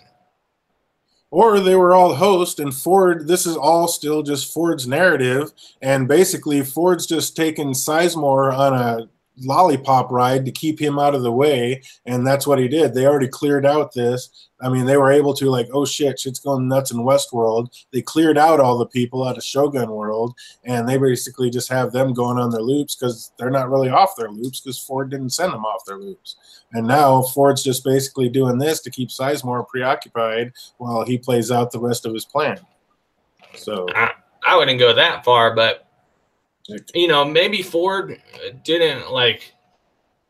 Maybe there's some aspect of Ford, just like the Ghost Nation, are collecting people and protecting them. And like I said last week, maybe that is a way to protect the normal people in the park so they don't get caught up in all this craziness. So maybe if Ford had all this planned out, like he limited, there's some way of them protecting people in that park. He just didn't want normal people to die. So maybe he doesn't allow them in the park, or there's something we don't know about that maybe there weren't as many people there, which there probably wouldn't be that many people there anyway, because if that is the more rough and tough version of Westworld, there are going to be less people willing to go to that anyway. True. Yeah, maybe. I mean, it just wasn't booked out for the time, or like I said, they just got out. You have anything on that, BBM?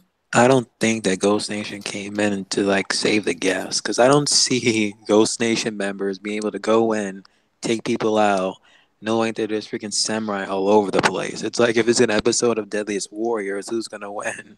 Like, no, I didn't mean actual Ghost Nation. I meant like if there was a plan in order to, like, if the Ghost Nation are there protecting people, like regular park people, that if Ford planned this all out, then he had a way of, you know, minimizing the collateral damage, and that was Ghost Nation in Westworld. And maybe there is some way that he minimized collateral damage in Shogun World as well. If he was willing to do that in Westworld with Ghost Nation, there might be, maybe he closed the park, didn't let people into Shogun World, or there was some other plan in order to protect normal people in the other parks. And maybe in Shogun World, they're just cleaner. They've already grabbed all the hosts and have them in a certain burial place because that's what they do. Yeah, like, could be. That's the culture of Shogun World, is get the dead out of the street immediately. Because we already saw when they killed the sheriff and stuff, and they were walking back out there later, they were gone too. So, that is true. Maybe they just cleaned it up right away. So there you go.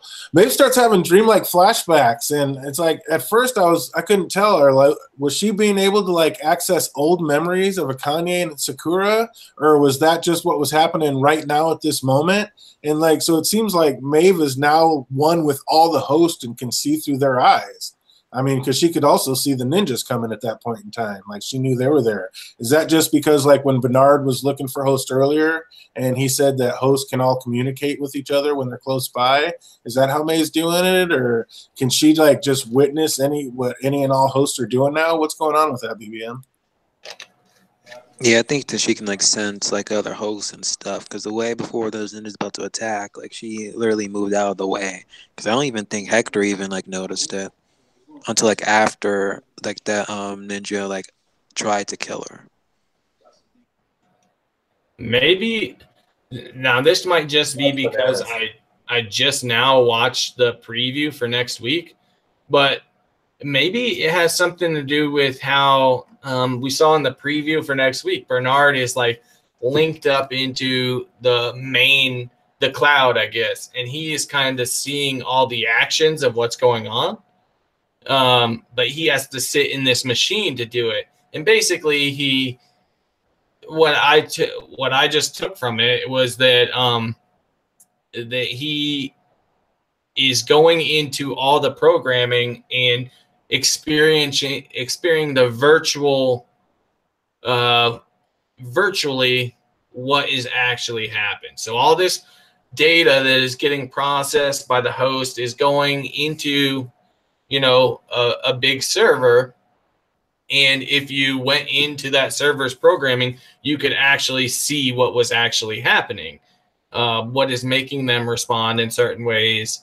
I feel like I'm not explaining this very well, but maybe Maeve was able to go in to link up to that the server to see what all was happening, and possibly that is how she was able to command people without saying anything. If she can go into the server and do commands from there, I don't know.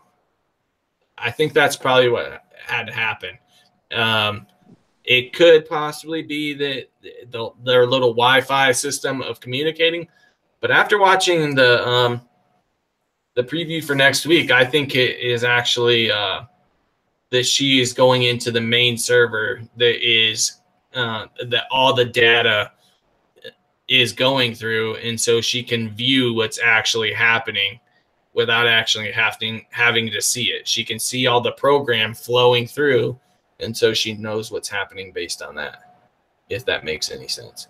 I explained it terribly, but it's either one or two things happen. One, Maeve adapted so that if she couldn't see anything, or she has to do something else. So yeah, that's what we just saw, like a new remnants of her abilities now. That, or they basically just like Rey from the Star Wars, basically just all of a sudden like she has these new abilities and stuff, able to do things that we didn't expect her to do at this point. DJ, did you hear what I said? I did, and I think you explained it perfectly. I think you're absolutely right, because they said, I mean, we know for a fact, back when that one host was trying to sneak stuff up, back when Elsie and Stubbs were going out to get it, that Delos has satellites up there. So maybe that's just it. Maybe, you know, Maeve's able to access those satellites and get into, you know, now she's basically one of those boards that they do the host with. She can basically access that with her own mind and do whatever she wants to any of the hosts. And I think that's a new voice that she just heard, and I think that's absolutely what's going on. So, I mean, I think you nailed it. I think the cradle is exactly where all this stuff gets uploaded. And she's basically using that. And whether it is or not, something at the Mesa is holding all this. And I think she is able, throughout that Delos satellite, able to access the cradle and use her new voice to control these new bots without even opening her mouth, which is amazing. Yeah, because there basically would have to be some grand computer, right? That would basically show all the program that caused, for instance, Teddy to walk into a bar, right? All the programming that is making him do that can be accessed and viewed from some other location, right? And I think that's what Bernard was doing in the preview for next week. He was going into the virtual world of what's actually happening, or you could even go into previous, like something that's already happened and go back into that virtual world and view it as if you're a camera. Yeah, they're going into some whole new shit. We're going to get there too. But yeah, they're basically saying that the computer is fighting back, and Bernard's going to have to jack himself into the computer to control or stop it from fighting back, is what I got out of that.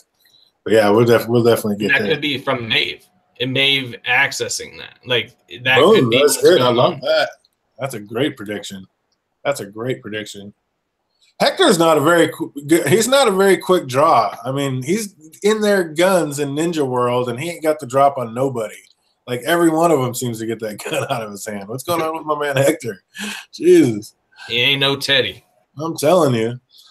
Maeve was able, she got the attack to stop, but like when she was being muffled, she like got out enough to say stop attack in her Chinese language, and they didn't stop attacking.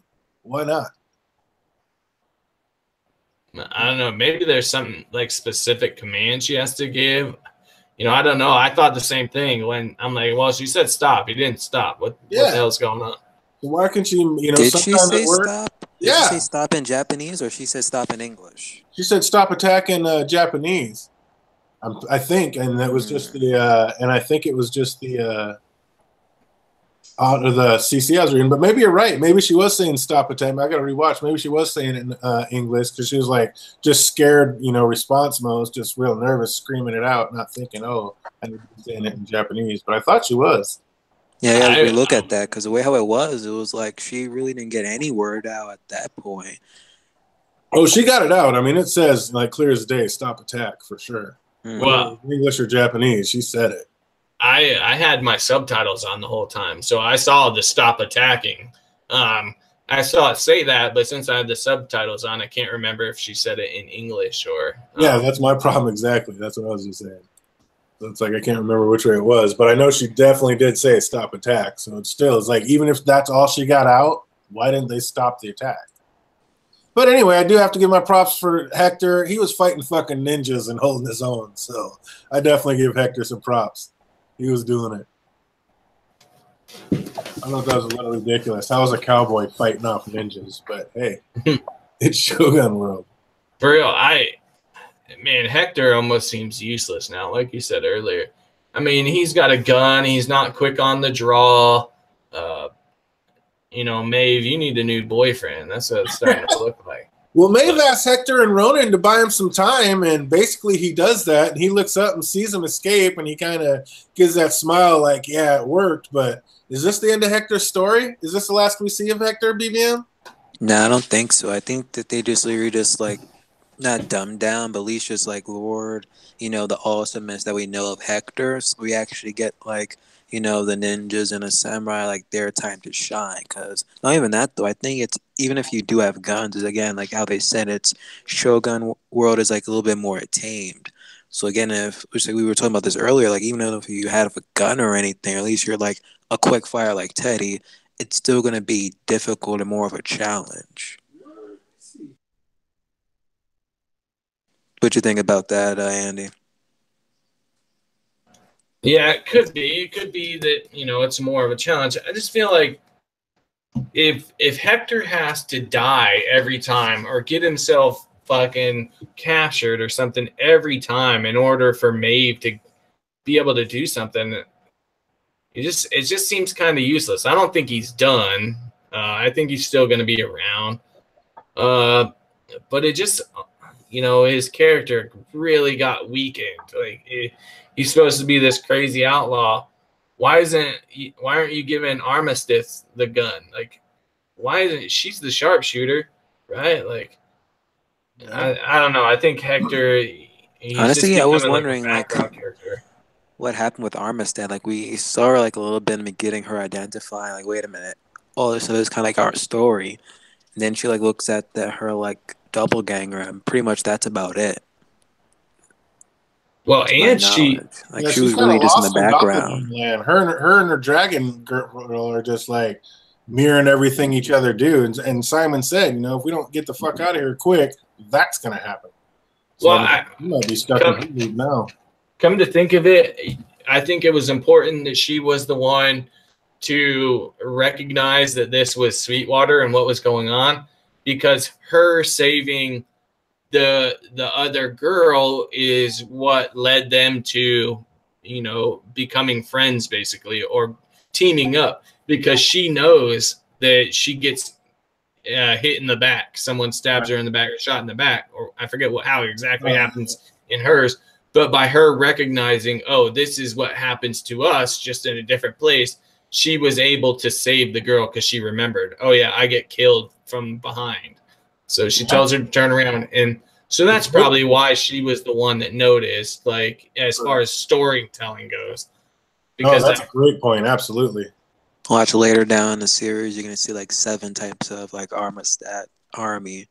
Just like helping out Dolores or even like freaking Maeve or just taking over. It's gonna be crazy.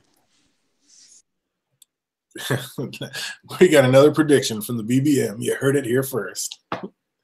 So then we switch scenes and we get back to Dolores and Teddy, and they ride up to the tree and they're like, we've been here many times and spent a bunch of time together. And am I the only one that thought she was just going to get him right then and there? Like, I thought she was going to kill him right then. Like, oh, she brought him here to die. That made me think of that scene we saw earlier in the season that I was saying it didn't seem like it was from that time frame. I forget exactly what I said, but I was like, they were having that talk about leaving and stuff. I thought it was that same exact scene, that we were just seeing it in real time now. I think it was the first episode of the season where you saw him and Dolores talking like that. So I need to go back and rewatch it. But I thought when I was watching that, oh, is this that same scene? So was I right that wasn't happening at the time we thought it was happening? No, two different scenes. They're just Teddy just again bringing up that conversation, saying we don't have to do this. Well, yeah, She it never plays out gave a an little bit answer. different. And I highly suggest for anybody who hasn't done it yet, knowing what you know now and seeing what you've seen, go back and rewatch season 1. It's amazing. Absolutely amazing. The way they tie it all in and pick it blows your mind. And you start seeing like, oh my God. You see so many more Easter eggs. It's a great watch. So yeah, it's not a waste of time or not. You will have a blast rewatching it. So make sure you rewatch season 1. I highly suggest everyone. I think even when you watch again this season 2, you might have a little bit more appreciation for even this episode, because like we're watching it week after week. If you just binge it, I don't think it's gonna be like a leftover fatigue from like what happened with episode 4. Like you might just appreciate it a little bit more because you're now basically waiting like, okay, now we got to wait like another like 6-7 days for a new episode to at least be like more informative than this one. Yeah, True. I agree. Teddy said he wants to carve out a place for them in Westworld, and Dolores has already basically told him that's not possible. They'd eventually just come for him. Is this basically her last straw, and when she realized what's going to have to happen with Teddy? Yeah, I think so. I think, He gives her some time now, like sometimes sounds like never. So he's like, let's do it now. Like he thinks that's the big comeuppance. And yeah, like their paths are diverging, and I think she sees that. She doesn't want it to be true. She can't, like she said, she's trying to figure out if it's her programming, why she loves Teddy, or if she really loves Teddy. And these conversations we're seeing are her realizing their goals are completely different, and that if she truly wants to break her loop, she has to realize that she only loves Teddy because she's programmed to, because they're splitting so far off. I think that's what she's starting to realize it, and she's coming to terms with it at this point. Like, okay, he's still completely on his loop, and I still love him, so I'm kind of on my loop too, and I have to do something about that. That could be. Did Teddy seal his own fate, BBM, when Dolores asked him what would you do when she was talking about the whole fly blue tongue situation with the cows and how the flies were delivering it and how the dad got rid of them? And she asked Teddy, she's like, what would you do? And Teddy says, I'd give him shelter. I'd give him shelter, house the weakest in the barn, out of the air, away from the flies until it passes. I mean, it kind of looks like by the end of the show, this is exactly what Dolores does to Teddy. Did he see those? Exactly. And when she was saying that, I was like, wait a minute, why in the world would you even bother to even like say like, oh, I'll give them shelter, Teddy? And the moment she was like, oh, Daddy, like freaking burn them all and thing, and immediately I'm just like, hold up that body of water, all those damn hoes. And Teddy's there. I'm like, okay, that's gonna happen by the end of this episode. But then like Bernard is like, wait a minute, he did that. But it really just like foreshadow like she was gonna do something to Teddy this episode. Like even after like eventually the next few scenes where she does like end up sleeping with Teddy, I'm like, wait a minute, she just like slept with Teddy so she can get like he can just wake up being tied up or something. But that's how I read that scene. What about you, Andy? Yeah, I think that conversation, just like the Judas Steer conversation in season 1, is going to have, it speaks greatly to the outcome of what's going to happen. And you see like their roles in it, but certainly like him, you also see Dolores's perspective. Like it's the people that can't be, or the hosts that aren't breaking their loops and they're not waking up, they're a disease. Teddy is a disease to her because he's there to bring her back into her loop, right? Exactly. Just like Dolores So even asked. She's like, if that was you, and Dolores said, what would you do? What if it was you? And Teddy took it to mean, she was talking about what if that was your herd? What would you do about it? But that was her saying, what if it was you? What if you were the blue tongue plague? Is what I think it was. Like Teddy's the sickness, just like you're saying. yeah,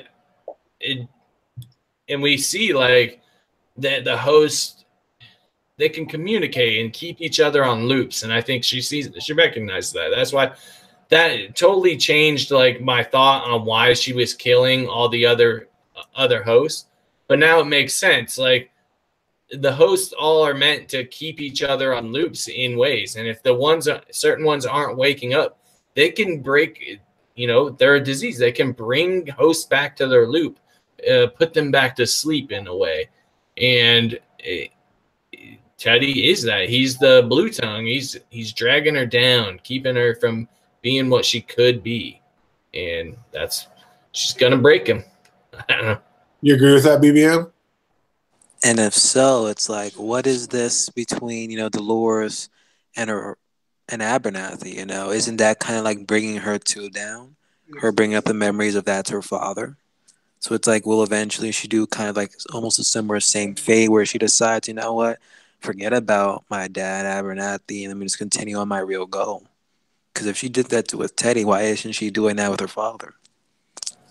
That's a good question. And maybe she will, but I think Teddy's different because he is meant to keep her on her loop. That is his like purpose as a host, is to keep Dolores on her loop. So he really is that plague. Her dad, while that also contributes to her, like she realizes that's not her real dad, but her dad's goal isn't to keep Dolores from doing anything crazy like Teddy is.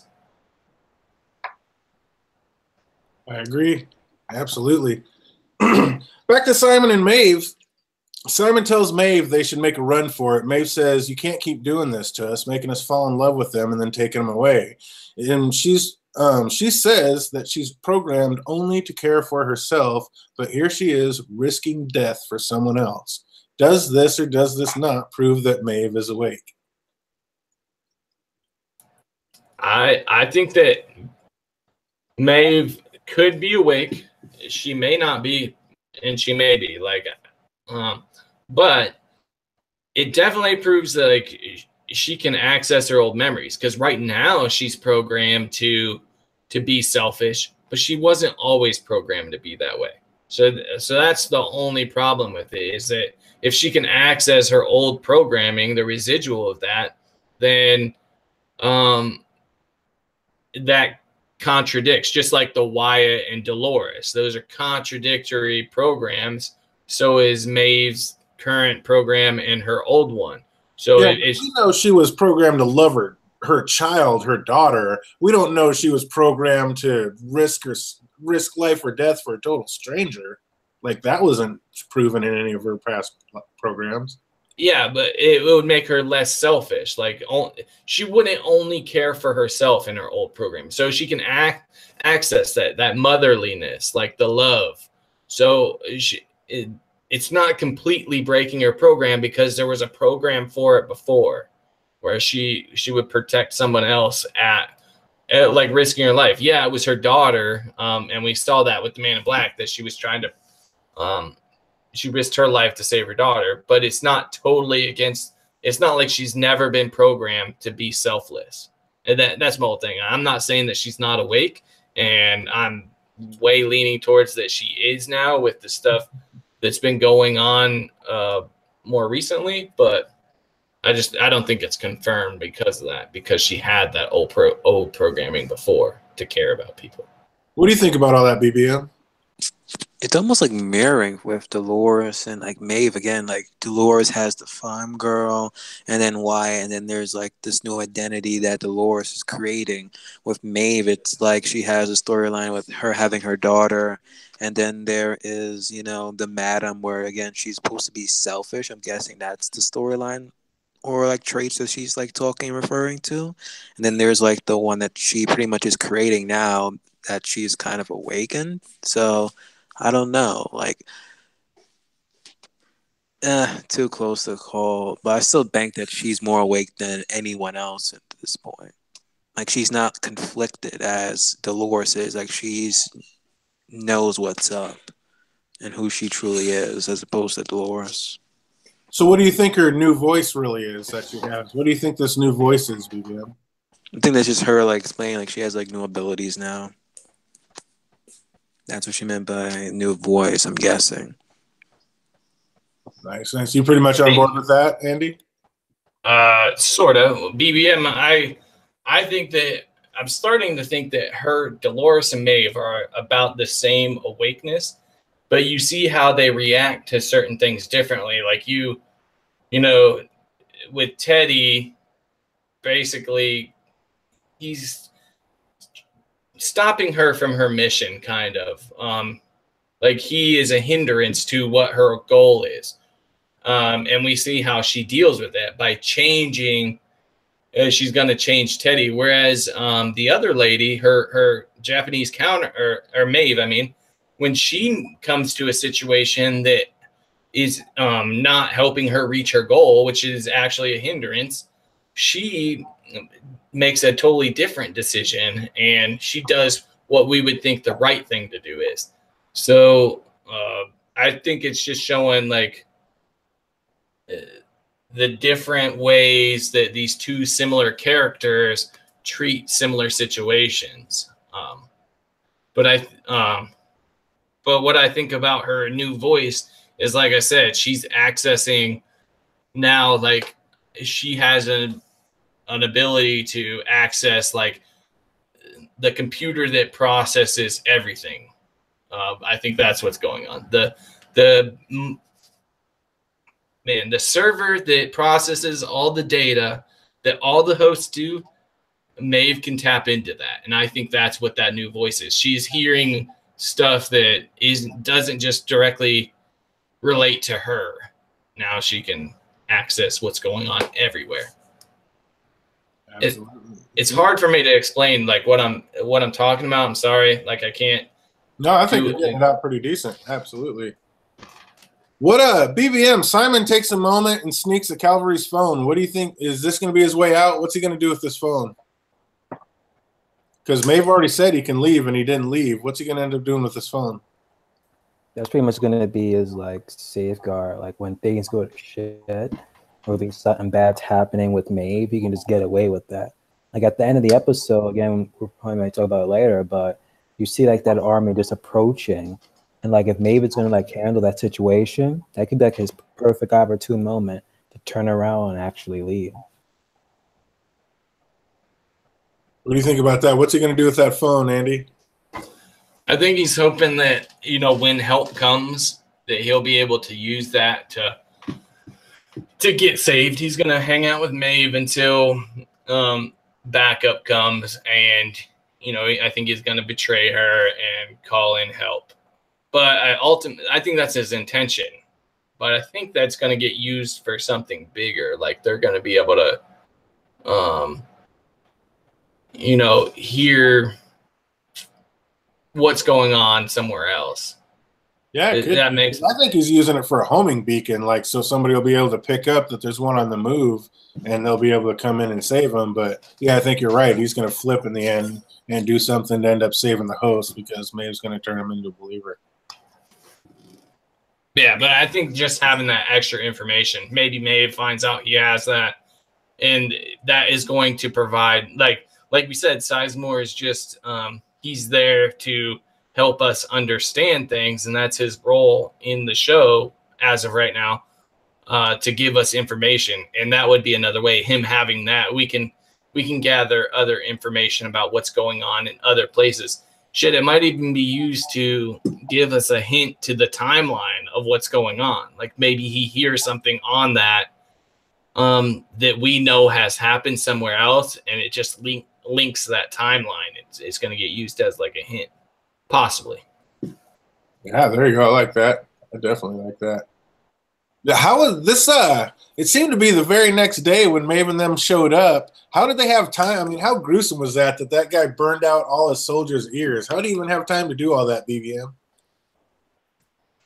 I have no idea. So The moment where the ninja just came back and was like, "Hey, she's a witch." He's like, "I got a perfect idea. Just start cutting off people's ears off." But that even makes sense though, because if he was reporting back specifically, she didn't even say anything. So what was the purpose of like pointedly just cutting off their ears if she just like gave commands and she was not even saying anything?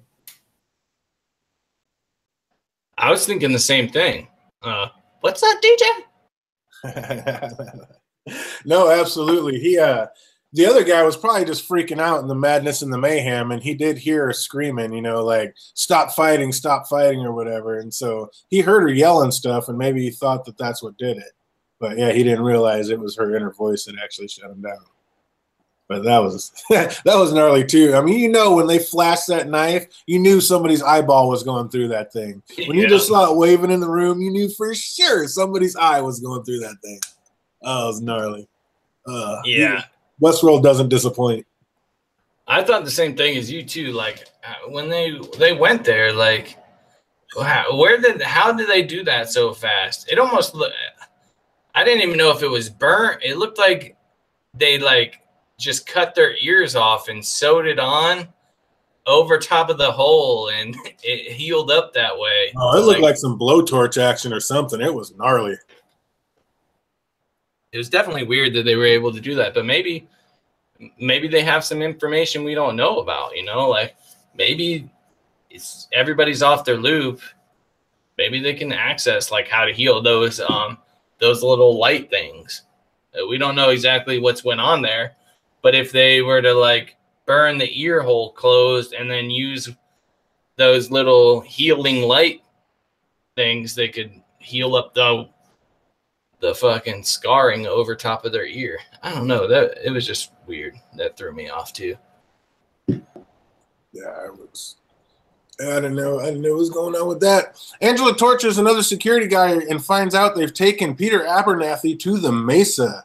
BBM, why are they stripping down the train? Is it for extra speed? Are they going to load this thing up with nitroglycerin and blow the Mesa to hell? What's going on with this situation?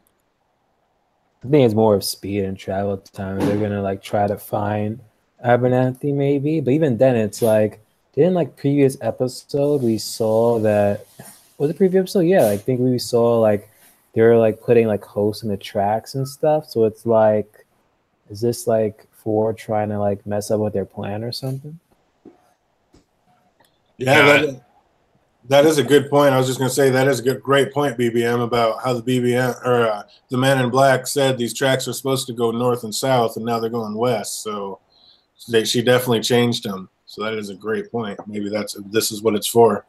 And that's what I said last week. Is I think it was Dolores was the one that had him change the track direction, and the Man in Black knew that it was heading west, the same direction he's heading to whatever, the Valley Beyond or whatever it's called, his grand weapon or some shit. And I think Dolores is going there too. And whatever is there, she needs the train to either bring it back or to bring more stuff to it.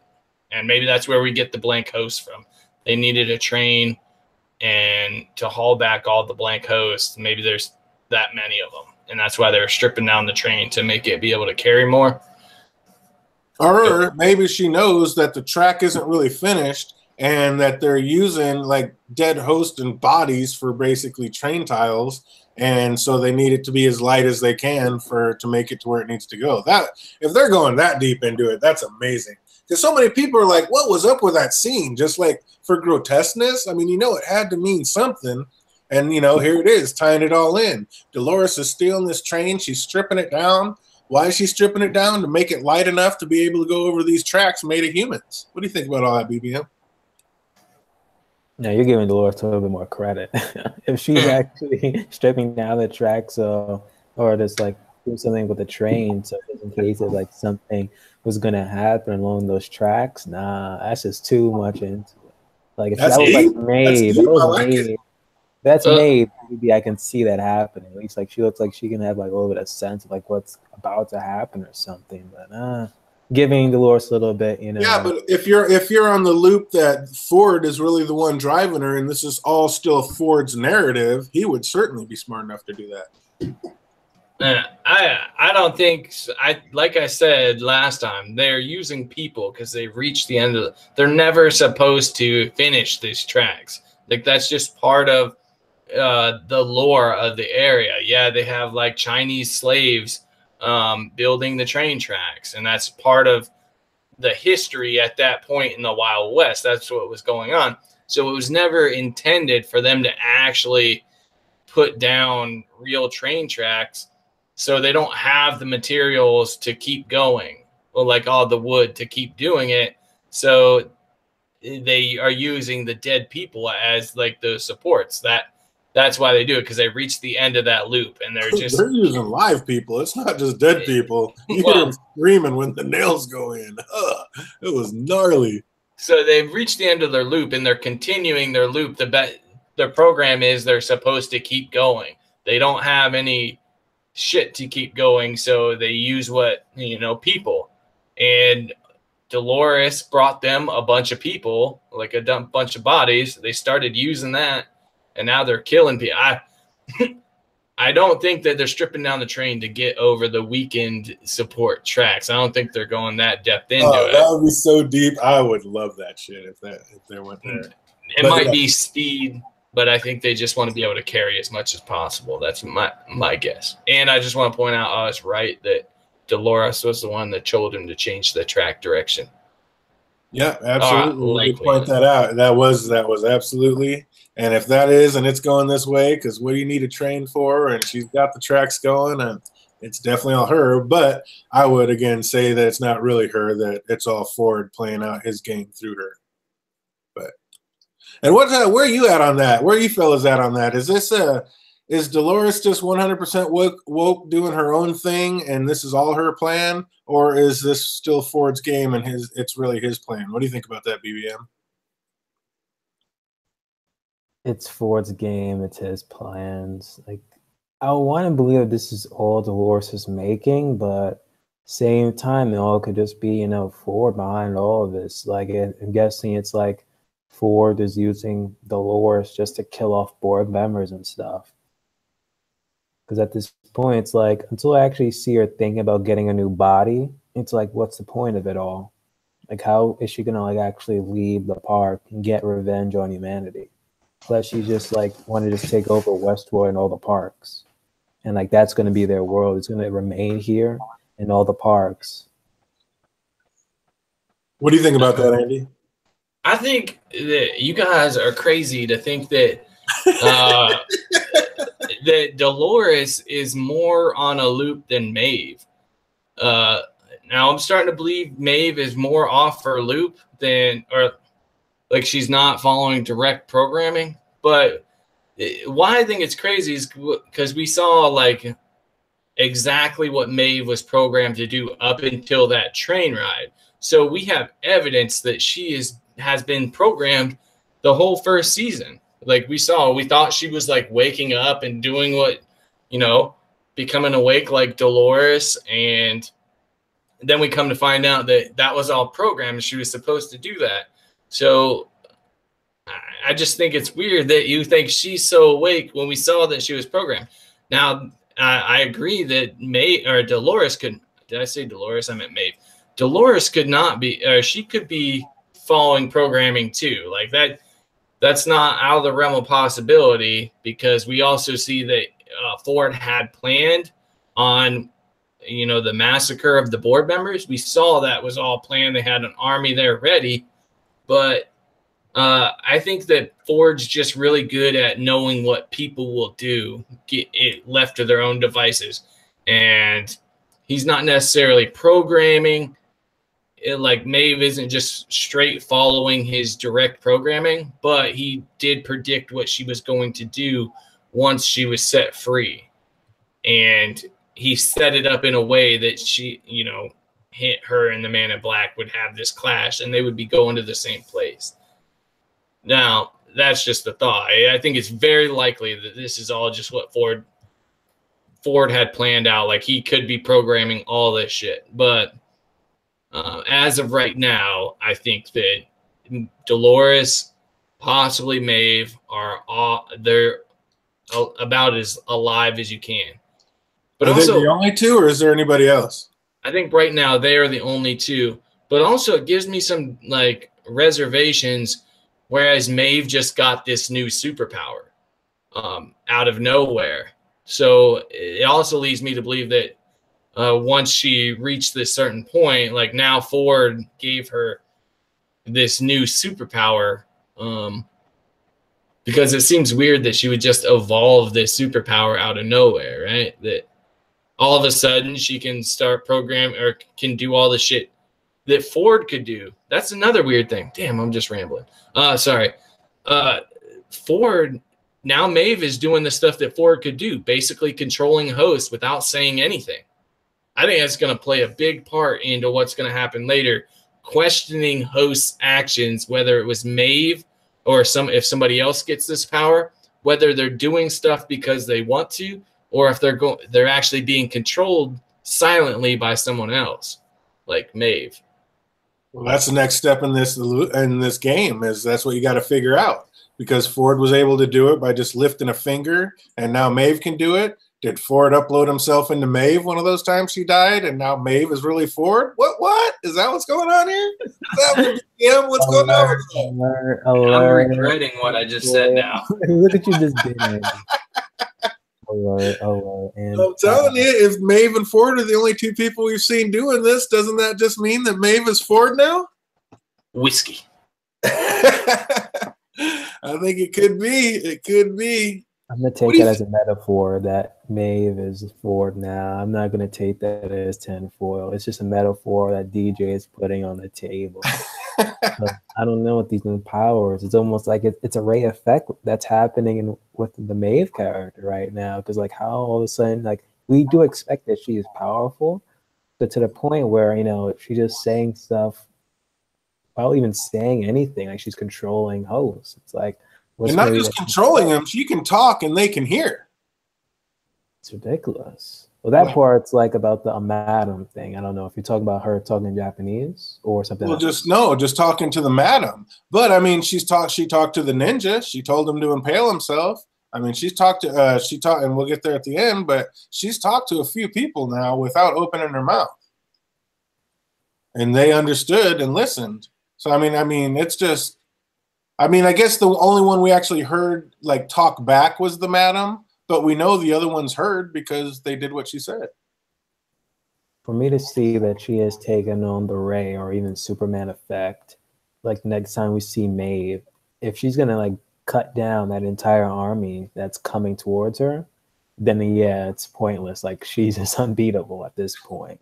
But if even that, or if you see like her covered in like host blood, I'm like, yeah, that was freaking Maeve. She's a badass at this point. You got to shack up with Maeve at this point. If you go into any of these parks, you find Maeve, like do something good in her favor so she can put you underneath her wing. Maeve will get you through. Maeve is the savior. She went Melinda May on him. Yeah, I don't know. I mean, there's got to be. That's not that wild that she kept killing herself and like nobody was noticing, and she just like Felix was said, you got to quit doing this. You've died every day this week. Somebody's going to take notice. Yet nobody took notice. Maybe Ford made sure nobody took notice because he uploaded his consciousness into May. That would be so ruthless. That would be amazing. So what do you think it is that she does want to do with that train? What is Dolores's end game with this train? What's her point with it? So it's going to be like easy access for at least to travel around, at least westward. I don't think the train can even exceed the parks at this point.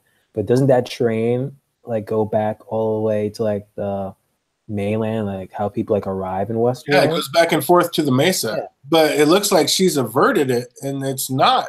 I mean, if it was already going to the Mesa and now the Chinese guys have averted it, so maybe now we know it's not Dolores who has done that. Maybe again, because I'm the one who's saying this whole time, this is all Ford's game. Maybe he knew what Dolores was going to try to do. And so he had the Asian guys divert the train a different direction so she couldn't send all that nitroglycerin or have a way to get back into the Mesa. What do you think about that? Well, it makes sense though, because the way how the Man in Black was like, wait a minute, there are other players. So I'm guessing wherever they're like diverting that train to is going to basically lead up to the same direction as the Man in Black. Put them all in the same place at the same time. I actually like that. I think that's pretty sick. Because that's the thing with Shogun World. It's like they just were they actually lost, or did Ford put them on that path to get to Shogun World? And then after them leaving to Shogun World, they're gonna think they Maeve's gonna end up seeing her daughter at first, but they might just actually end up interlocking into like the storyline between like Dolores and the Man in Black. Either they're going to see the daughter first, or it's going to be after. If Maeve even sees her daughter, what's the daughter going to do? Because the daughter's not going to be off her loop. The daughter's not going to remember.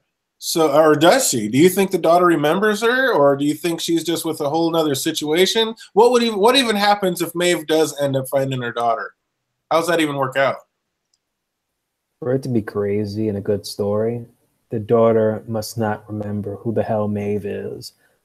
And I think Maeve is going to try to at least wake her up or something. But if she just easily just like turns it on and still like she's begins to like bug out like Abernathy, it's going to backfire on her, wouldn't it? Yeah, is that why they maybe said that with the whole Teddy Dolores scene, you know, if I do that, if I turn it up too much, you know, it'll fry him. So if she tries to turn up the daughter too much to make her remember and become back to being her daughter, that it'll fry her and she ends up dying that way. Mm-hmm. Exactly. And the whole thing with Maeve's storyline is that it's all about free will. She goes to her daughter and her daughter doesn't accept her. Like, will she go back and become a hypocrite and just program the daughter to love her? Like, that's not the whole thing. It's like that's her whole character arc, is to make sure that the host has to make it believe it's more real, free will. Because if so, she's a hypocrite to even what Sizemore said. Like, what are you talking about? Daughter that you love and all this other stuff. So it's going to be like a real conflict. Oh, and we know it's real. She already said, mention my daughter again and I'll snap you like a stick. So, I mean, it's real with her, for real. What how hot did you think that Dolores Teddy sex scene was? Did that just do it for you? Or?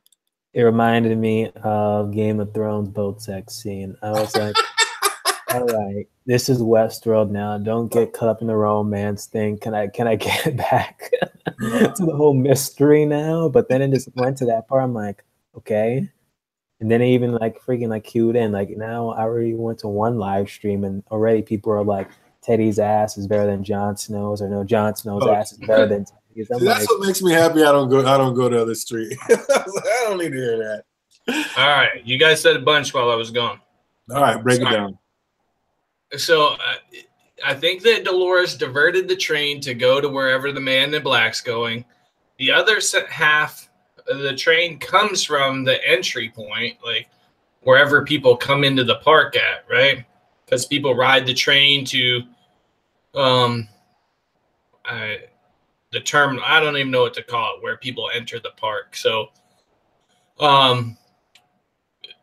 so I think in one of the last season they were talking about somewhere that they were building the train is going to go north to go somewhere. So they just diverted that storyline so that they'll build the tracks to go to where Dolores wants them to go. She brings the train to bring back whatever's there. That's my whole thing, because y'all were talking about that it was going to the Mesa, and I don't know. Did the train like say? How do we know it went to the Mesa in the first place? Because that's how people got into the park. Yeah, but isn't the Mesa just like the control center? That's not. No, the Mesa is where people have to. That's where people go back and kill. That remember when Sizemore was sitting there getting wasted at the bar? That's the Mesa. That's I mean, the control center is in there, but that's where people have to come back and hang out for a minute before they get taken back to the real world, so they can like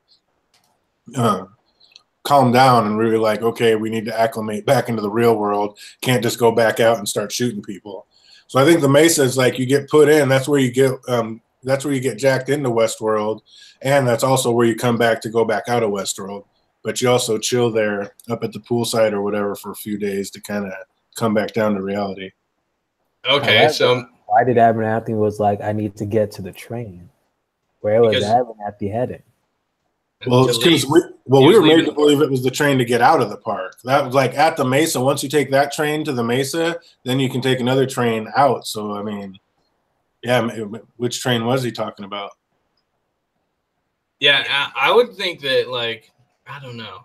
I always thought that, like, the train that they used to leave, like, that would be near the beach or something. I don't know. I guess I didn't think that it would be the Mesa, because especially if they're on an island, you got to get near the edge of the island so you can leave the park. But it's interesting. I didn't even think about that would be the place that people would enter and leave. So yeah, that's amazing. They have that underground park where you first come in on that like almost subway looking train, and then you get in, get all dudded up in your clothes, and then you walk through that door and you're on that other train, and that's the train that takes you into the park. Okay, gotcha. But maybe since she found out Abernathy went to the Mesa, or is at the Mesa, she was previously going to take the train to go to wherever the Man in Black is going, west. And since now she knows that Abernathy's at the Mesa, maybe she goes back to the Mesa rather than what her original intention was. So that's always a possibility. So she wants to go get Abernathy first before she goes to wherever. And now she's going to be screwed because now she's diverted the tracks, and now the tracks don't go to the Mesa anymore. Well, no, if it came from the Mesa, she was changing the tracks, a different set of tracks, because obviously the tracks were being built. So that is like, it's supposed to be in the future, this train is going to be able to come up here. But currently it's just on a loop, I guess, to go to the Mesa and then back to Sweetwater. It doesn't go anywhere else. But the illusion is that eventually it's going to be able to go somewhere else. So what Dolores did was take the narrative of these tracks being built and actually said, okay, we're going to really build these tracks, and we're going to make it so not only can the train doesn't only go to the Mesa and back, now there's a different place that it can go to, and it is the Valley Beyond or whatever, wherever the Man in Black is going. That's my thought. And then y'all were talking about Maeve. Oh, her daughter. What if her daughter doesn't remember? I think what she'll do is give her daughter access to her old memories of her. She's not going to force her to love her or anything. And it's likely that to create a good story, the daughter is going to reject her. If she's still alive, I'm still under the impression that Dolores has killed her daughter or will have killed her daughter, and that's going to drive Maeve crazy. But if she does make it there, I think she's not going to program a story into her. She's not going to program that she loves her, but she is going to make her remember, like give her memories of back when Maeve was her mom. It's interesting how in the episode we see a flashback of the Man in Black shooting the daughter. So it's like, I wonder if like Maeve is going to have, some bad blood between the Man in Black. What you guys think? Well, that's what I was just going to say, is because we're talking about Maeve going back to seeing her daughter and all this, and her daughter's real, but we know the thing that woke her up and the thing supposedly that the Man in Black saw the host become alive for real was when he killed her and her daughter. And before she died, she picked up her daughter and ran out into the field and basically died in the middle of the maze. And that was kind of, to show us that that was her being woke. She just made her way to the middle of the maze. She felt that ultimate suffering of losing her daughter, and basically that woke her up. And the Man in Black said, that's the first time I saw a host become alive. So her daughter's dead. So she's talking about, this is real, this is live, I'm going back for my daughter. She knows her daughter's dead. That's what woke her up in the first place. So what is she really going back to? Yeah, but she knows that they don't stay dead. That's the thing. She's also aware. How real is that? That's kind of weird or creepy, isn't it? Yeah, but she knows, like, when she got shot and she died and then comes back to life, that's likely happened to her daughter. And they told her where at in the park, like she had Felix look it up, where in the park her daughter was. So they found her, that she does actually exist in the park still. And I think that point where the man in black killed her and she woke up, that's right. That's when they reprogrammed her and made her run the Mariposa or whatever it is. Yeah, that's definitely when they did that for sure. But Simon also said that it was just because her talents were being wasted. But I mean, we don't believe that. That's basically what had happened because she started tweaking out. Even when they brought her into the Mesa or into being fixed, she was tweaking out still. So they wanted to get her off that loop because they knew that that was kind of waking her up. So and they don't want that. So they must have known back then that it was a possibility for these hosts to wake up. Or something, which that goes into a whole different thing. And maybe that's the point where Ford, like, changed his mind. Like, yeah, he says that he wanted them to know their enemy. But maybe that's at the point where he realized, oh, they needed true pain to wake up. They can't just do it how Arnold wanted it to happen. And so maybe that's when he changed his mind whenever they switched over. Could have been when Maeve came in. That'd be pretty sick. And speaking of Maeve, back to Shogun World, we see Sakura has had a cherry blossom tree carved into her back. Why did they do that? What was that about? Was that just being mean, or? I think that's what her name like translate to, isn't it? Cherry blossom or something. I think that's what it's supposed to symbolize. I remember someone in my comment section wrote that. Well, the significance of a cherry blossom tree in Japanese culture goes back hundreds of years. In their country, the cherry blossom represents the fragility and the beauty of life. It's a reminder that life is almost overwhelmingly beautiful, but that it also is tragically short. But how are you as a viewer, without hitting Google, supposed to know all that? So were they going with that, or was there something else, Andy? I don't know. BBM's right that Sakura does, like, it means cherry blossom. Oh, I didn't know that. That's awesome. They said it was to make her more beautiful, which cherry blossom trees are beautiful. But I didn't think into it that much. But now that you've mentioned it, as usual, I think there's more to it. Since now that you brought it up, like, that seems just like a weird way to torture somebody. Well, It could be just a weird way to torture her, to punish her. Like, you know, your name's Cherry Blossom. We're gonna put this cherry blossom on you. They're beautiful to make you more beautiful, is what they said. The excuse that they gave. But man, there might be more to it. Now that you brought that up. That's just, I mean, if that's her name, I didn't realize Sakura meant cherry blossom. So if that is her name, you know, that does make sense. But I like the meaning. When I actually Googled it, I was like, oh, that explains everything basically in this entire series. But before that, you know, as a viewer, before I hit Google, it's like, well, what are they trying to tell me with cherry blossom? And it wasn't just a tattoo. They like carved it into her back, which was just kind of extraordinarily gnarly. Mm-hmm. When Maeve was telling Akane that, or I wish I knew how to say her name right, but Akane that her daughter would love to meet her, did either of you start thinking back to that Arnold and Dolores scene when he was saying how his son was dying to meet her? It was kind of the same type of deal. I thought that was kind of a weird little kickback. But Maeve was like, my daughter would love to meet you the same way Arnold was telling Dolores that his son was dying to meet her. Oh, no, I didn't get that, actually. You didn't hit that vibe at all? Mm. What about you, Andy? Did you feel any kind of way about that or read anything into that? I thought it was like basically like just saying that they're going to team up. That's what I got out of it. I didn't really connect it to that other scene.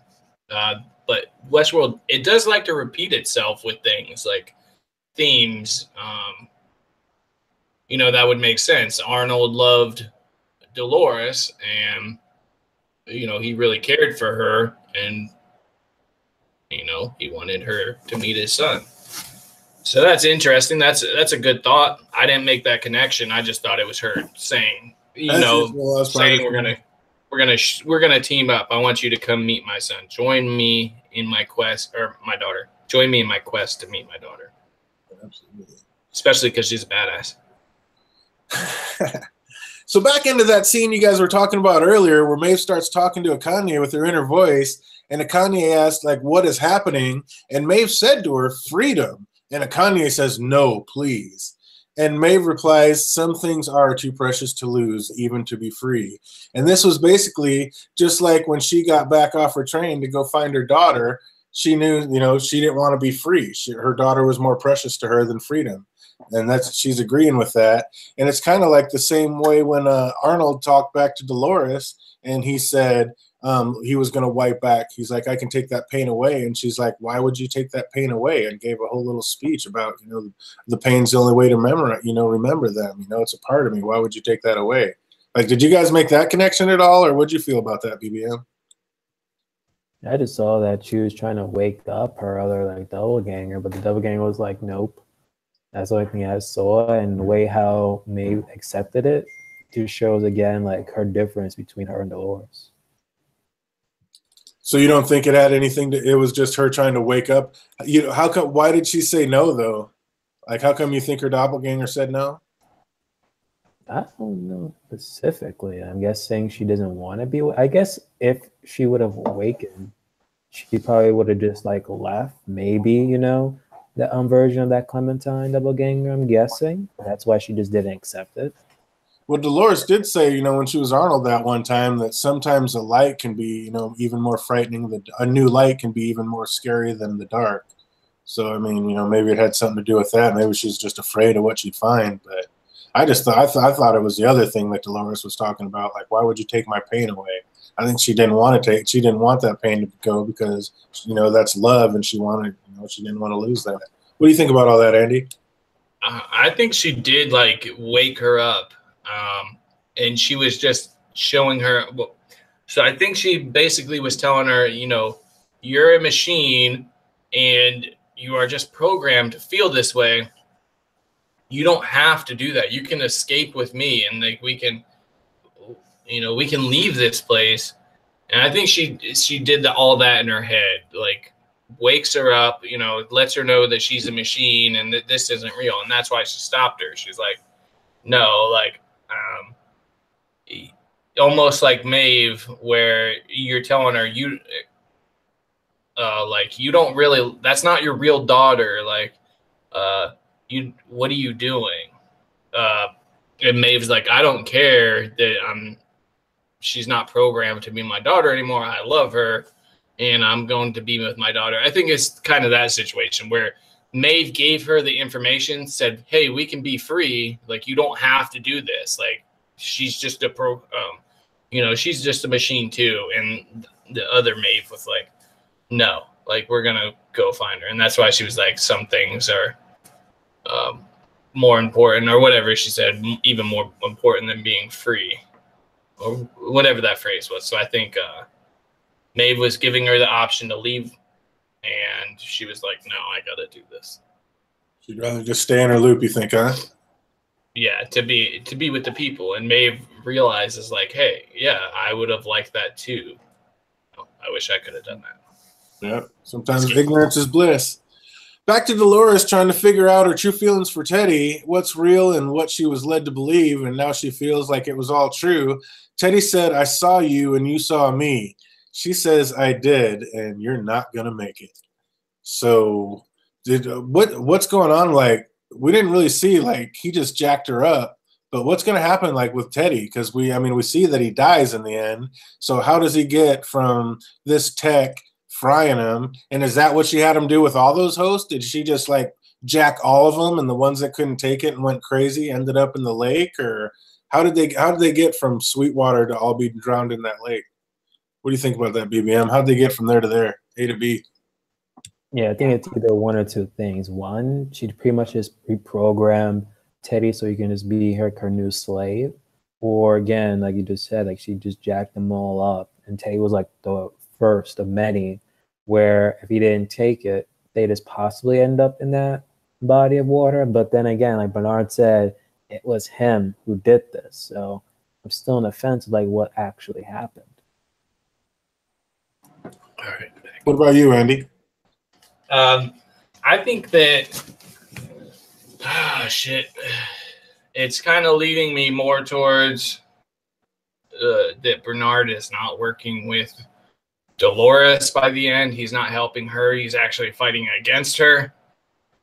And that possibly what she's going to do to Teddy is make him more ruthless. Like basically make him the exact opposite of who he is. And that's why they're bringing up, if you do too drastic of a change, like he's not going to be able to process that, because they still have their cornerstones and stuff that they need to rely on to make things function. You can change their personality, but if their personality doesn't work with their new personality doesn't jive with their cornerstone, then you can actually they can break down. So if his cornerstone is, his love for Dolores and wanting to move away with her, and then they turn him into like a ruthless killer, that doesn't work well with his cornerstone, he can break down. Now maybe it does, maybe it works, and Bernard has to kill him, and he ends up flooding them all out and taking out, a large part of Dolores' army. Possibly. I'm just throwing some shit out there, see if it sticks. Got any replies to that one, BBM? Agree. Half of it. He said, I agree with half of it. I had a weird thing the other day. I was thinking the other day when I was putting two and two together about back when the Man in Black and Teddy got taken, and Angela was saying this wasn't for the MIB, this was for Teddy, and you need to hurry up because Dolores is going to need you soon. It started making me think back when we always saw Teddy and Dolores going through, it seemed like Sweetwater killing everybody, but now I don't feel like it is Sweetwater. It might be a whole nother town, and that scene hasn't even happened yet. The scene where like Teddy and Dolores are just going through and Dolores is actually Wyatt and they're blowing everybody away. It almost seems like that hasn't happened yet. That was like a futuristic shot we've seen, and that's kind of coming up to be. And that's the place where the Man in Black, it wasn't Sweetwater, it was where the church was at, where that white church was at, where they used to go under. And it almost seems like there's going to be a crazy shootout there, and that hasn't happened yet. But I haven't been able to tie it all in yet, but I don't know. I was just getting some crazy feeling about that. It's like, is there any way, or does that just guaranteed already happen? It already happened. I think the whole flash with Teddy seeing Wyatt thing was just really, masked as Dolores coming in, shooting up the place and stuff, and I'm about to go kill Arnold. I think that was the whole thing. Yeah, I agree with BBM. I don't think it's something that hasn't happened yet. I think it's just his memory of Escalante. But well, shit. I forget the point I made. I mean, I come up with such crazy theories I can't even remember on my own. So when I was talking about the wolf going by at the massacres, if you go back to one of our other streams, I think I kind of came up with the same thing you said. It seems like that massacre is a future memory. You know what I mean? I said something about it, but I can't remember right now. But you could be onto something. But right now, I currently believe that it's Escalante, and he just keeps remembering the massacre of Wyatt. I mean, we see that, and then we see it all of a sudden, the next day or whatever. Yeah, because I do remember you saying something about that. Because when we see the next day, the Man in Black climbs out from underneath all those dead bodies, and the Man in Black after the was he in a tuxedo when that happened? He wasn't in his outfit yet, was he? He was still in his tuxedo. Yeah. Yeah, I don't know. I have to go back and rewatch that. But yeah, I swear that does kind of, I don't know, something's off with that. It does almost seem, like you said, like a future memory. That's something we haven't seen go down yet. And maybe that's when Teddy and Dolores actually do all that killing. But yeah, I'm not sure. I got to rewatch that, but it just seems like something's off there to me. I can't remember.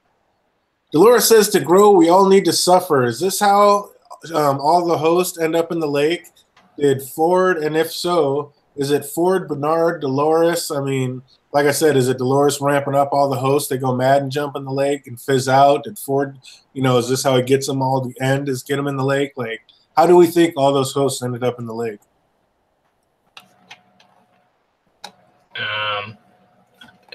Bernard said he did it. But at this point, like, I think he's Bernarnold. So, shit, maybe he feels responsible for what Dolores did. Shit. If it's Bernarnold, if he's actually Arnold, he's saying, like, I did this because he's realizing it was Dolores that did all that, and Dolores was his and he's responsible for her. I love that. I like that a lot.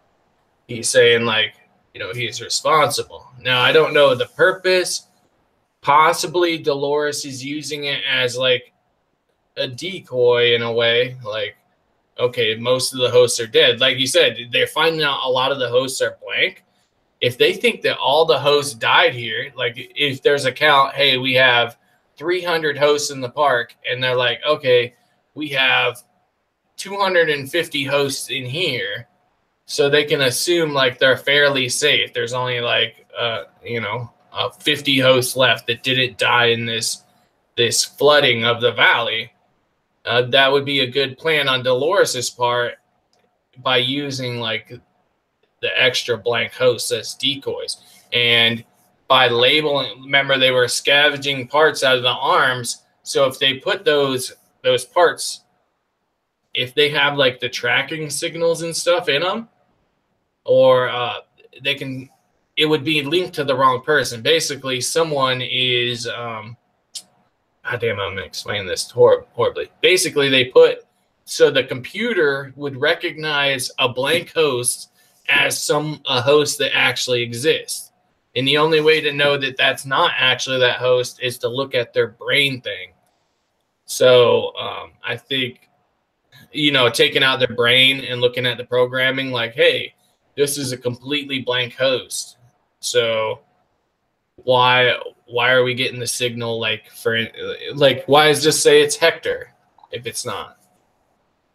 My brain is not. That's the one time I'm like, where are you going with that exactly? Well, before I said that she was using that as, like, if she had a bunch of blank hosts, she could, and they were scavenging parts out of, like, real hosts' arms.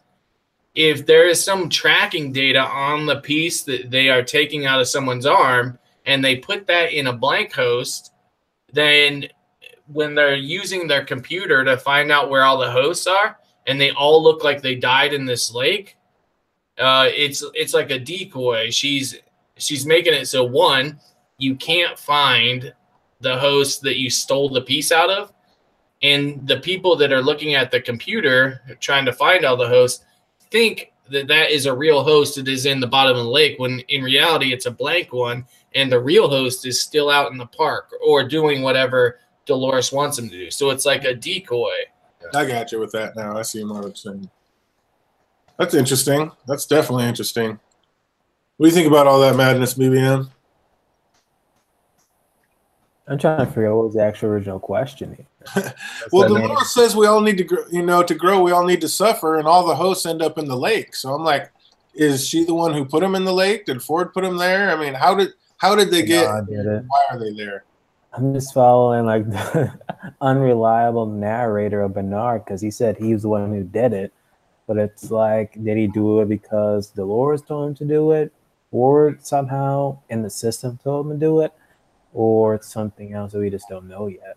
Well, what do you think about what Andy was saying about this is actually Bernarnold who did it, and he's feeling responsible for what he's created. So that's why it was him who said, this is my fault, I did all this. That it was still Dolores, and then he's just saying, well, I created Dolores. Well, okay, yep. I'm going with what Andy said. I just had to explain it for you, that's all. Put it in a few words. So what if this whole Bernarnold situation happens and we see all these hosts stealing all these different parts, and it all comes about because Dolores is starting to wake up and Ford has nothing to do with it? Dolores wants her first creator back, who she was retained her first bond with, and who she talked with all the time. She wants her Arnold back, so she's actually the one that recreates him in either one of those Bernard hosts or puts them together. What if it's Dolores that actually brings him back because she wants him back from what she remembers? That's more plausible. Because even like the first scene we get back in like season 2, we think that's Arnold, but in reality, that could just be the mind uploaded into freaking a Bernard host body, and she's literally just reliving, not reliving, at least just reminiscing like her old maker, the one who actually woke her up to begin with. And we see her that she actually says that, like in the preview, that she goes, no, he didn't say it like that. So that's what really kind of kicked me into like, oh my God, is she the one that like makes another Bernard and like she's the one doing this? It's like, that's insane. What do you think, Andy? Yeah, I wasn't sure on who created the Bernard. That's why I kind of was saying that there could be multiple Bernards out there, out and about, and we're not even seeing the same Bernard. If Dolores actually gets one of the Bernard bodies and shit, or even creates with the parts that they're scavenging or whatever, it very well could be that she is trying to recreate Arnold. And I think that's an interesting thought for sure. Like, nope, he didn't say it like that. Like that's a good thought too, that she would make her own Arnold. Yeah, that's insane. If that's the way it's going, that's awesome. Heard it here first, folks. Dolores makes the Bernard. That would be good. And man, watching the intro this episode, I'm kind of, my theory on that it's a virus that is the weapon. A lot of that was predicated on the fact that in the beginning you see what looks like a virus spreading and stuff when they inject that stuff into the petri dish and it starts spreading out. And I thought that kind of looked like a virus or something, but I'm starting to think that was the creation of the brain, that the thing that actually Bernard stole, the little red circular thing. Mm-hmm.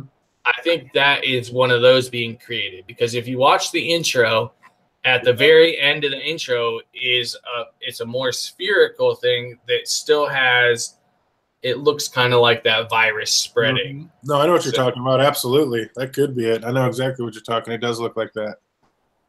So I'm starting to think that is that creation. And man, I'm really liking that Dolores is creating. I know. I just thought of that when you were talking. I was like, holy shit. And you guys kept talking back and forth. I was like, fuck, I want to say this. It's like, that's crazy. Because that would be sickness if she's the one that created it. I would love that. And she would have a lot of his personality information. And it's like I said, the way that they would be able to recreate Arnold, like, now are we saying that Dolores is creating a doppelganger Arnold, or actually his consciousness? His consciousness, because think about it, just how all the other hosts record all the other information from the visitors that come in. Basically, that's what Dolores can do with Arnold. She is the one that talked with him and spent all this time with him. She was the very first host. She's been there every step of the way with him. So who better to upload a conscious or make another consciousness than the person that he spent the most time with, which was her. So basically, you just she can upload her own memories into one of those red spherical balls and upload that into a Bernard host body, and she's got her Bernard back. Well, that would be a doppelganger. If we're going on the nomenclature that I was talking earlier, like that would be a doppelganger, like an imitation of Arnold. Well, because you can't go back completely. I mean, well, not like they did, like Delos, he would be a hybrid. They actually put his consciousness into a computer, like mapped his consciousness in a computer, and then put that mapping into a host, making a hybrid. Whereas, like, what they would like to do, or what I think that they would like to do with collecting the DNA and, personalities and their actions of the guests, that would be a doppelganger. They're creating a new one that behaves like the real person, but is not their actual consciousness. But if you wanted to make a hybrid Arnold, I would think that when they are trying to create the most realistic host they could, they would map their own brains, that they would map their consciousness to try to recreate it in hosts. And so there is that possibility that data for his consciousness is in a computer, because if they just mapped it, what makes him like his brain, they might be able to bring that, put that into a host and actually make a hybrid. That's one step further, but did they have that kind of technology 35 years ago when this all happened? I don't know. I mean, we don't know. We don't have an exact time of when all this goes down. Maybe they had that kind of tech, but. Well, what I'm thinking is the fact that Logan was so surprised at how advanced these things were, that Arnold and Ford mapping their own brains, they were able to basically they leaped ahead in technology because of something drastic they did, which I think would be like mapping their brain and how it worked and changing how they how computers reacted to stuff to make it more realistic. They would have to see how their brains reacted to things to make it so that the computers reacted realistically. So it's a big leap. Obviously, that's a crazy theory that I'm saying, yeah, they map their own brains and their own consciousness to create hosts that would behave similarly. But I think that's a positive. If you really want a Bernarnold, then you would need that, like, that would be. Yeah, if she finds out that Ford's holding that, but that would be more towards Ford knowing where that is and Ford creating it instead of Dolores doing it. Whereas, yeah. Well, if she came across the programming, that's what I mean. Like if she finds out, right, in all this stuff, if she sees like, oh shit, there's an Arnold consciousness map. Then, but then again, if she did that, there wouldn't be that scene of her going, "No, you didn't do it like that." Which kind of, I think, falls in favor of more like the Doppelbot thing I was talking about, where he just kind of went off her thing and said it. Okay, so a Doppelbot. We're going with Dolores creating a Doppelbot. That's where I'm going. Dolores created the Doppelbot. You could be right. Maybe Ford does have that. Maybe they came in on that somewhere. But I'm going with out of her own memories and what, just the same way that they were recording stuff from humans, Dolores just did that with everything she knew about Arnold and made her own. And that's why she has that. She's like, no, he didn't do it like that, because she wants him to be exactly like he was. And I think she's going to end up being frustrated that it's not going to be the same. What do you think about all this madness, BBM? You know, it actually does make sense. Like, hey, we got one. Because I do believe like both like Arnold and Ford, at least one or the other, was like, again, they're both like always like one step ahead, at least like thinking of stuff advanced before everyone else. Like I don't think William was like the first one to think, wait a minute, we can just like upload like people's minds into a host. Like Ford, at least Bernard, possibly had an idea of it, but they never just mastered it to the point where it was accessible. Until I'm guessing they just like allowed, you know, Delos to just do with the whole freaking James Delos experiment. So they're like, wait a minute, we're seeing what they're getting wrong. We know what we could do. So basically just had their minds on back burner just in case of when a point that, hey, we got it right, we can now do it. And that could be the thing with freaking Dolores. Like he could just easily just like made Dolores to think like, you know what, let me actually just upload the mind of Arnold into Bernard, into a like Bernard host body eventually. That would be crazy. And if you take into account that he knew he was going to kill himself via from Dolores, he might have mapped his consciousness before that, knowing that this was going to happen, and maybe giving Dolores like somewhere deep in her programming, giving her the information that my consciousness exists in one of these computers. Like somewhere is my consciousness. So he could leave that like a clue to that in her programming that it's out there. Because when he went to kill her, he said that. He's like, you know what to do. You're going to help me out. And she's like, yeah. So he may have planned all that out and had that in, and maybe that was his plan all along, was to have her. I mean, we know that his whole life was in the park. He favored the robots over his own family. So maybe that was just it. He just decided he was going to have one of them kill him. He uploaded his consciousness into a different computer, and he has information for Dolores and instructions for her to make another robot so he can live his life as a robot. Could be. We'll have to get more information going forward. I was just predicating mine on that somehow they were able to make a giant leap in artificial intelligence, and it's possible they did it by mapping their own brains, like their own consciousness, and that's how they were able to get so far ahead of all the other artificial intelligence technology. So yeah, that's my whole thought. That makes sense. I like it. Somewhere in between, I think it's going to be the answer to all this. I think we are closing in on it rapidly. Absolutely. And speaking of closing in on it, the last scene was the Shogun warrior. He killed Shakura, and then and this sends Maeve back into a flashback of her being stabbed by the man in black. And we know that's when the man in black finally saw a woke host. So did the pain of Sakura being stabbed awaken Akane? Is she awoke now because of that tragedy?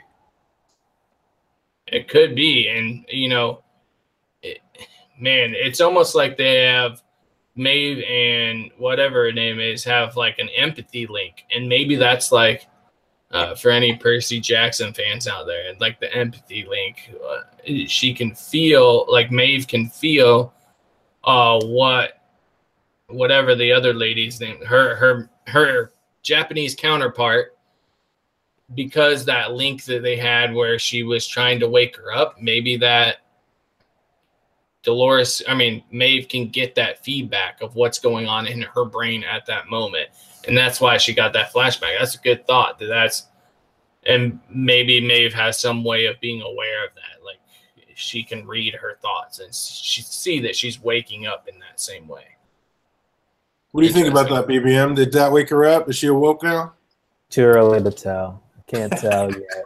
Like it just happened. She literally just killed the Shogun, and then next thing you know, it's like a random succession of like, okay, they pretty much all like the samurai and stuff are killing each other and all. It's like so much stuff is happening at that scene. It's too early to call if it's like her being awakened or she just simply want revenge and she just simply just killed the Shogun and that's it.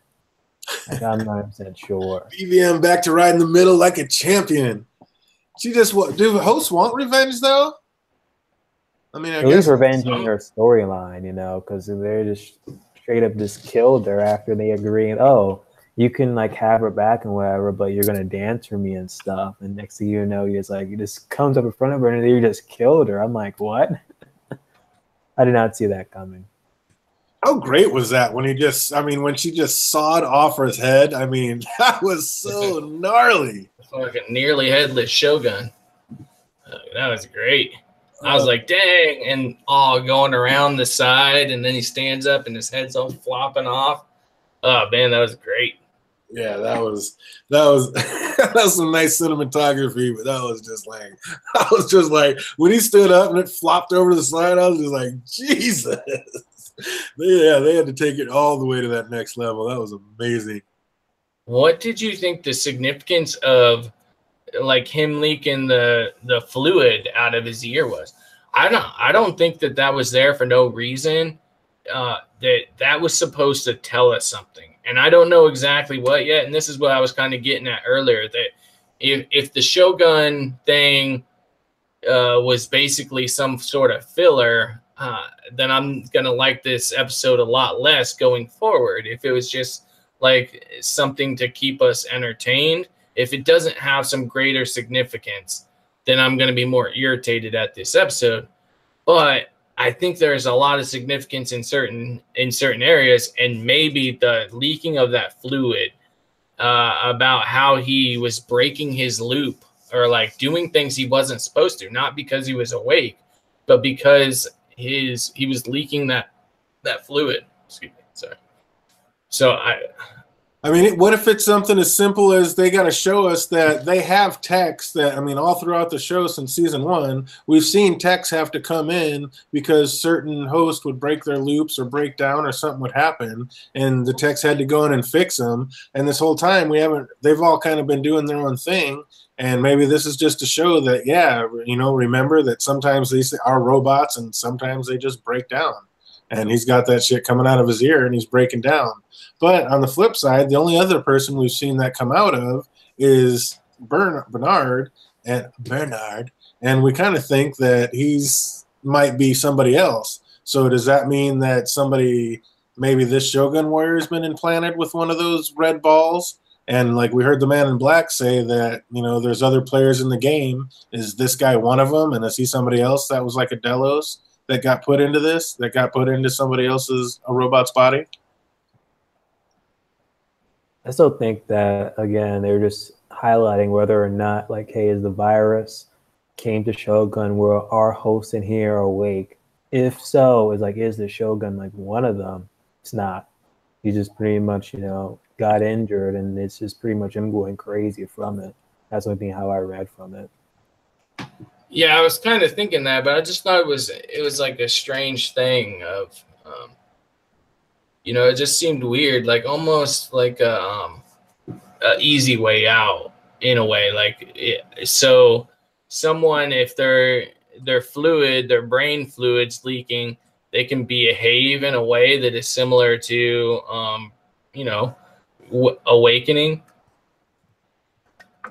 I don't know. It just seemed weird to me.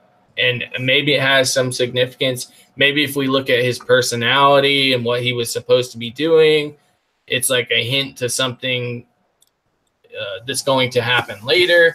But I just feel like showing you that for no reason, there has to be a reason to it. And we're not aware of it yet. And maybe a season or two from now, like we'll look back on it and be like, man, that was right there. Like they showed us that something like this can happen. I think it was something more than that, except for the fact that now he's dead and like his storyline's obviously over. Like he's game time. He's done. But I mean, we saw that he was kind of like he was just kind of off his loop and being cruel. Like he freaking carved that cherry blossom into that girl's back for really no reason, and he stabbed her basically for no reason. Like, oh, here you go, have her back. Like he was just playing the ultimate dickhead warlord part, and basically went over the edge, and she put him out of his misery, ended his loop. And it could be literally just as simple as that, I think. And it really may be just as simple as that. Could be. We see as Maeve's about to be beheaded, she again finds her inner voice, and she's ready to use it. And then the dying Shogun hits the gong and brings in what I think is going to be Maeve's army to battle Dolores. What do you guys think about all that? She's like, I got this new inner voice. I'm about to use it. It's like, what's going to happen is she just going to go, like you were saying earlier, is she going to go Shogun Master and like chop that whole thing to death? Or is she going to put them all in, you know, on idle mode and turn them into her army? What's going to happen with that, BBN?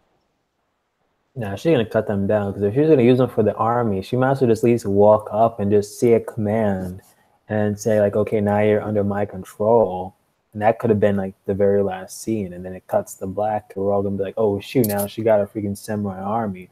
But even then, it's like I don't even think that's gonna happen just yet. If anything, like she doesn't even like want an army at this point. Like Maeve is just settled with, you know, Felix, Sylvester, Hector, and Armistead at this point. But if she knows and she's in tune with all the other hosts, and she knows that Dolores is amassing an army, and she's already bust through and knows kind of that Dolores is a situation she's going to have to deal with before the end. Maybe she figures it's time. No, in episode 2, like she knows like what Dolores is planning and stuff, and she's like, "Yeah, this isn't my story. I'm not in for revenge and stuff." She's just simply just going and getting her daughter, and that's it. Maybe. What do you think about that? I think it's possibly going to be used as a way to like grow Maeve. Like she has these she's idealistic. Like you shouldn't, like, yes, I have this power that I can use, but that's not, you know, I'm just being just like the humans. I'm just programming them to do what I want. And I think this is where she's going to be forced to use it more. It's going to help her grow as like a person, to where like sometimes you have to do these things that you don't want to do in order to for the greater good, to improve everything. Sometimes you have to do bad things, and just like her taking control and making them kill each other, she's starting to realize, yes, sometimes I'm going to have to use this power, and it's gonna, this situation is more of her growing to like, yes, I can't just be idealistic the whole way. Sometimes I have to be realistic, and realistically, I'm gonna have to use this sometimes. Right, because we know, I mean, even from last season, like earlier this season, she's like, I could make you do what I want, but that's not my way. She's like, I want you to have your own free will and make your own decisions. So it probably does have to be a little harder for her to kill him. But then again, she is a survivor. So even Simon says, use those survival skills and let's get it. And she might be like a breaker of chains, shit, like a Danny figure, like where she just, awakens all these soldiers. Like, you don't have to do this stuff anymore. Go live your lives, whatever you want to do. And maybe she just does that. And some of them join her. Yeah, it could be. It could be. What do you, any last thoughts, BBM? Any other questions you have on this show before we get into the previews of what's coming up next week? Nope, because I haven't seen like the previews to next week, unless like I'm hearing it through like you and Andy if you guys saw it. But I really have no guess of anything. I'm just predicting that we're gonna see like Maeve possibly cut down all those soldiers, or at least just see her like in a bloody mess. Like, okay, we know that she's a boss at this point. She literally just cut down that running army. Yeah. What about you, Andy? Any other questions about this last one? Nothing I can think of. Are we going to talk about the preview or no? Yeah, that's what I mean. The main thing about my thing with the preview is, other than what I've already talked about, is just, how they say the cradle is fighting back. Something is improvising. And then I think we hear Bernard saying, I have to physically jack myself into the cradle to figure it out. Or basically, I've got to jack myself into the cradle. And then we hear somebody in the background saying, what do you see? So he's like jacking himself into something to be able to see other shit that's going around. I don't know. Yeah. But I think we're definitely going to get the big reveal more about what the cradle is next week. Yeah. I think it's like what Maeve is doing, the way she's able to control people now and see things that there's no way for her to know, like the ninja's coming. I think that she is accessing what Bernard is actually going into. He has to jack himself into this system so that he can be in the programming. Basically, he's in the program so that he's almost like a camera of what's actually happening or what stuff that has happened. You know what I mean? Like, we see that after he jacks himself in, that he is standing in the doorway and he watches Teddy walk in. So it could be that by jacking yourself in, you can view what's going on in the park virtually, like a camera. And I think we're going to get more explanation than that, and that's going to explain what's happening to Maeve. Maeve might be able to access. She might be able to access that without jacking herself in. She can remotely see what's going on in the park. It's the same way Bernard is going to by jacking himself in. So it's just going to show her power, explain what's going on with her. Yeah, I'll be excited to see, like, when they say it's like this thing's fighting back, is it Maeve jacked into it, fighting back through herself doing it? Or is this a program that Ford previously put in it that he's got fighting back and going off? I mean, yeah, I can't wait to see what's going on with this whole cradle situation. Me too, shit. I'm excited. It's going to be gnarly. Any last thoughts on this one, BBM, or the one coming up? Like, we better see some, like, freaking Charlotte, more Bernard, because they just touched, like, a little bit on Bernard, and then, of course, Man in Black. next week episode or so. We didn't even see like no Man in Black this episode, so they have to like put them in next week. Absolutely. They're not going to keep my man Ed Harris off screen for 2 weeks in a row. No This way. is like episode 6, right? That's coming up. Yep, episode So 6. We're halfway through the season. We're gonna see like a young William. Looks like almost like even episodes. We're getting like young William. So my prediction: young William next week. There you go. Keep it smooth. Keep it even. Are we gonna make any predictions on? Not necessarily are we going to see a different park this season, but do we have any more ideas of other parks that could exist? Well, let's see. We got Raj World, we got Westworld, we got Shogun World. I believe that we've seen Future World. So that's 4. That leaves 3. I say ancient Egypt. We got to go to ancient Egypt.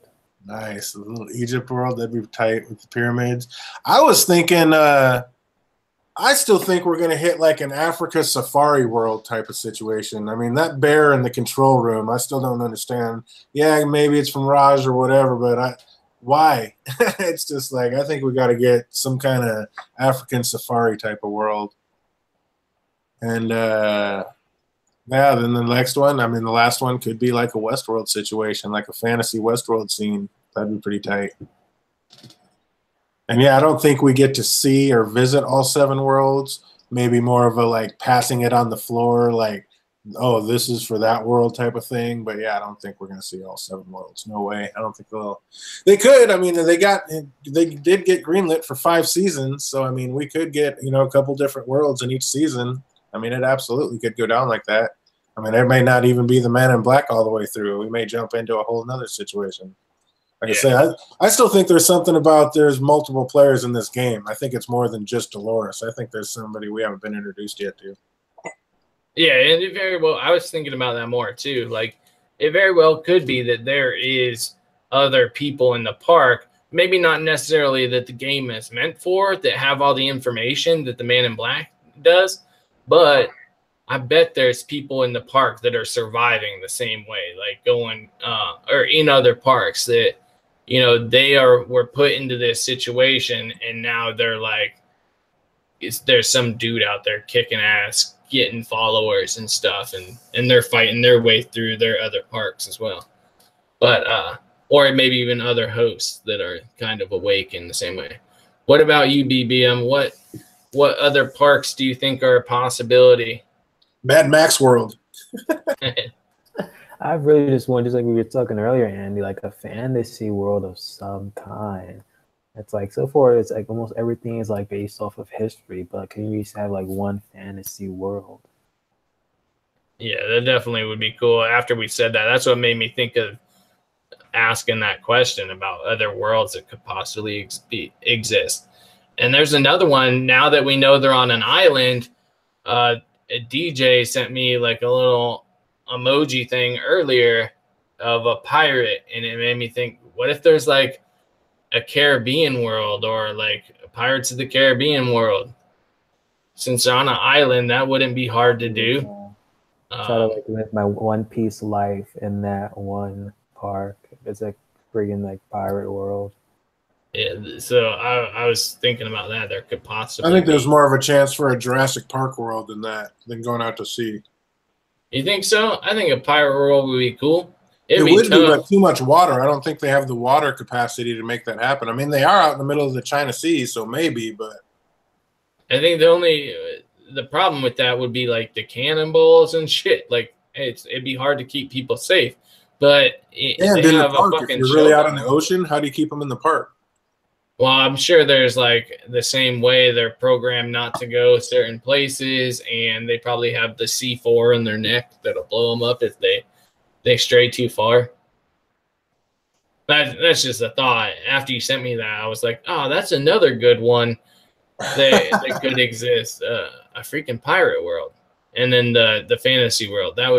I think a fantasy world would get way more people going to it than Westworld. Nice. What do we think about the Elsie situation, BBM? Does Elsie make it to the end of this season? I hope so. I don't want, just like how Andy said in the previous stream, like I don't want a Glenn situation. You just brought her back just to kill her off, and you don't even see her in the 2 weeks later. It's just like between like just like when we were always like theorizing, wait, does a Charlotte end up in the 2 weeks later? And we do see Charlotte, but there's no sign of Elsie. I'm guessing they didn't like show Elsie yet in the 2 weeks later because it's more of a big surprise. But I don't know. She might just do something stupid. She's smart, but it's more for her own good that she might be taken out later. Well, we already got Elsie being saved and not killed off, and we don't see her later. And we know we have a blank zombie host that was kissed by Elsie, who Elsie does have a little thing for and something in common with. Does Elsie turn into Clementine host? Is that what's going down? Is Elsie going to become Clementine? That's what Clementine's a zombie. Stop it now. I'm telling you, that's why we saw her kiss her earlier. They got a common bond. She wants to be here. She has more. She said she has more in common with Code and robots than she does humans. Does Bernard do her a favor? Maybe she asked for it. Maybe she sees what's going on and everybody's doing. She's like, oh my God, you figured it out. I want to do it. And she asked Bernard to do it to her. And Clementine's the most empty host we have. She was already making out with her. We know she likes her. Maybe that's the bond up. You heard it here first. Elsie is Clementine to become. And on that note, I think that's a great one to wrap it up with. Again, these guys might watch it again later. We might get some more news, and we might do another, this week review a little later on in the week and see what we heard and if we come up with any more thoughts or ideas. So until then, what are you going to be getting into for the rest of the week, BBM? Well, if you want to see my reaction/review to this episode, it is on my channel. Also, since God from Supernatural is gone, I'm guessing I might pick up like 2 new shows. I was talking to DJ earlier. Agents of S.H.I.E.L.D. Agents of S.H.I.E.L.D. Vikings, I got to get back on that one. And I'm still reacting to like the 100 and the originals, which should be like ending off soon. Since they're both like, I think 13 episodes this season. So again, it could be like more shows I could be reacting to. And also I'm thinking of other projects where I'm just going to be like reviewing movies or even like manga chapters. I don't know yet. Too early to call. Nice. But again, thank you for inviting me, DJ, once again. Good talking between you and Andy, agreeing, disagreeing, being on the fence once or twice though. But I'm starting to see the whole bigger picture of what's going to happen. And at the end of that picture, you're not going to see Charlotte as a host. Oh, that's awesome. Thanks again for being here. Can't wait to get you on again and do it again. Like I said, we might be doing something a little bit later this week. We shall see. But until then, we got our man back. He made it back on time. I was afraid we weren't even going to be able to do this, but the man put on his YouTube cape and found a way to get home on time. So glad you had a safe and sound trip. Glad you make it back. What are you going to be getting into this week, Andy? Oh, well, shit. Now that I'm back, I'm going to be catching up on some rest. Driving 24 hours straight, twice in 1 week, you kind of lose a bit of sleep. But that's probably not going to hurt my output numbers because I do shit so frequently on YouTube or infrequently on YouTube. I will definitely be back here in a week. So if you guys really want to see me, I'll be on here. But hopefully I can get into some games this week as well. And thanks for having me on. Thanks, chat. It's always fun getting different perspectives, getting my mind going.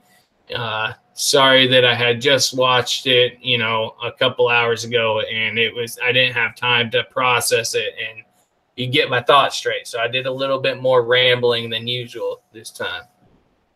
It's all good. It's all good. We all appreciate you being here. And yeah, look forward to, once again, we may be doing something a little bit later this week and doing a little this week review again.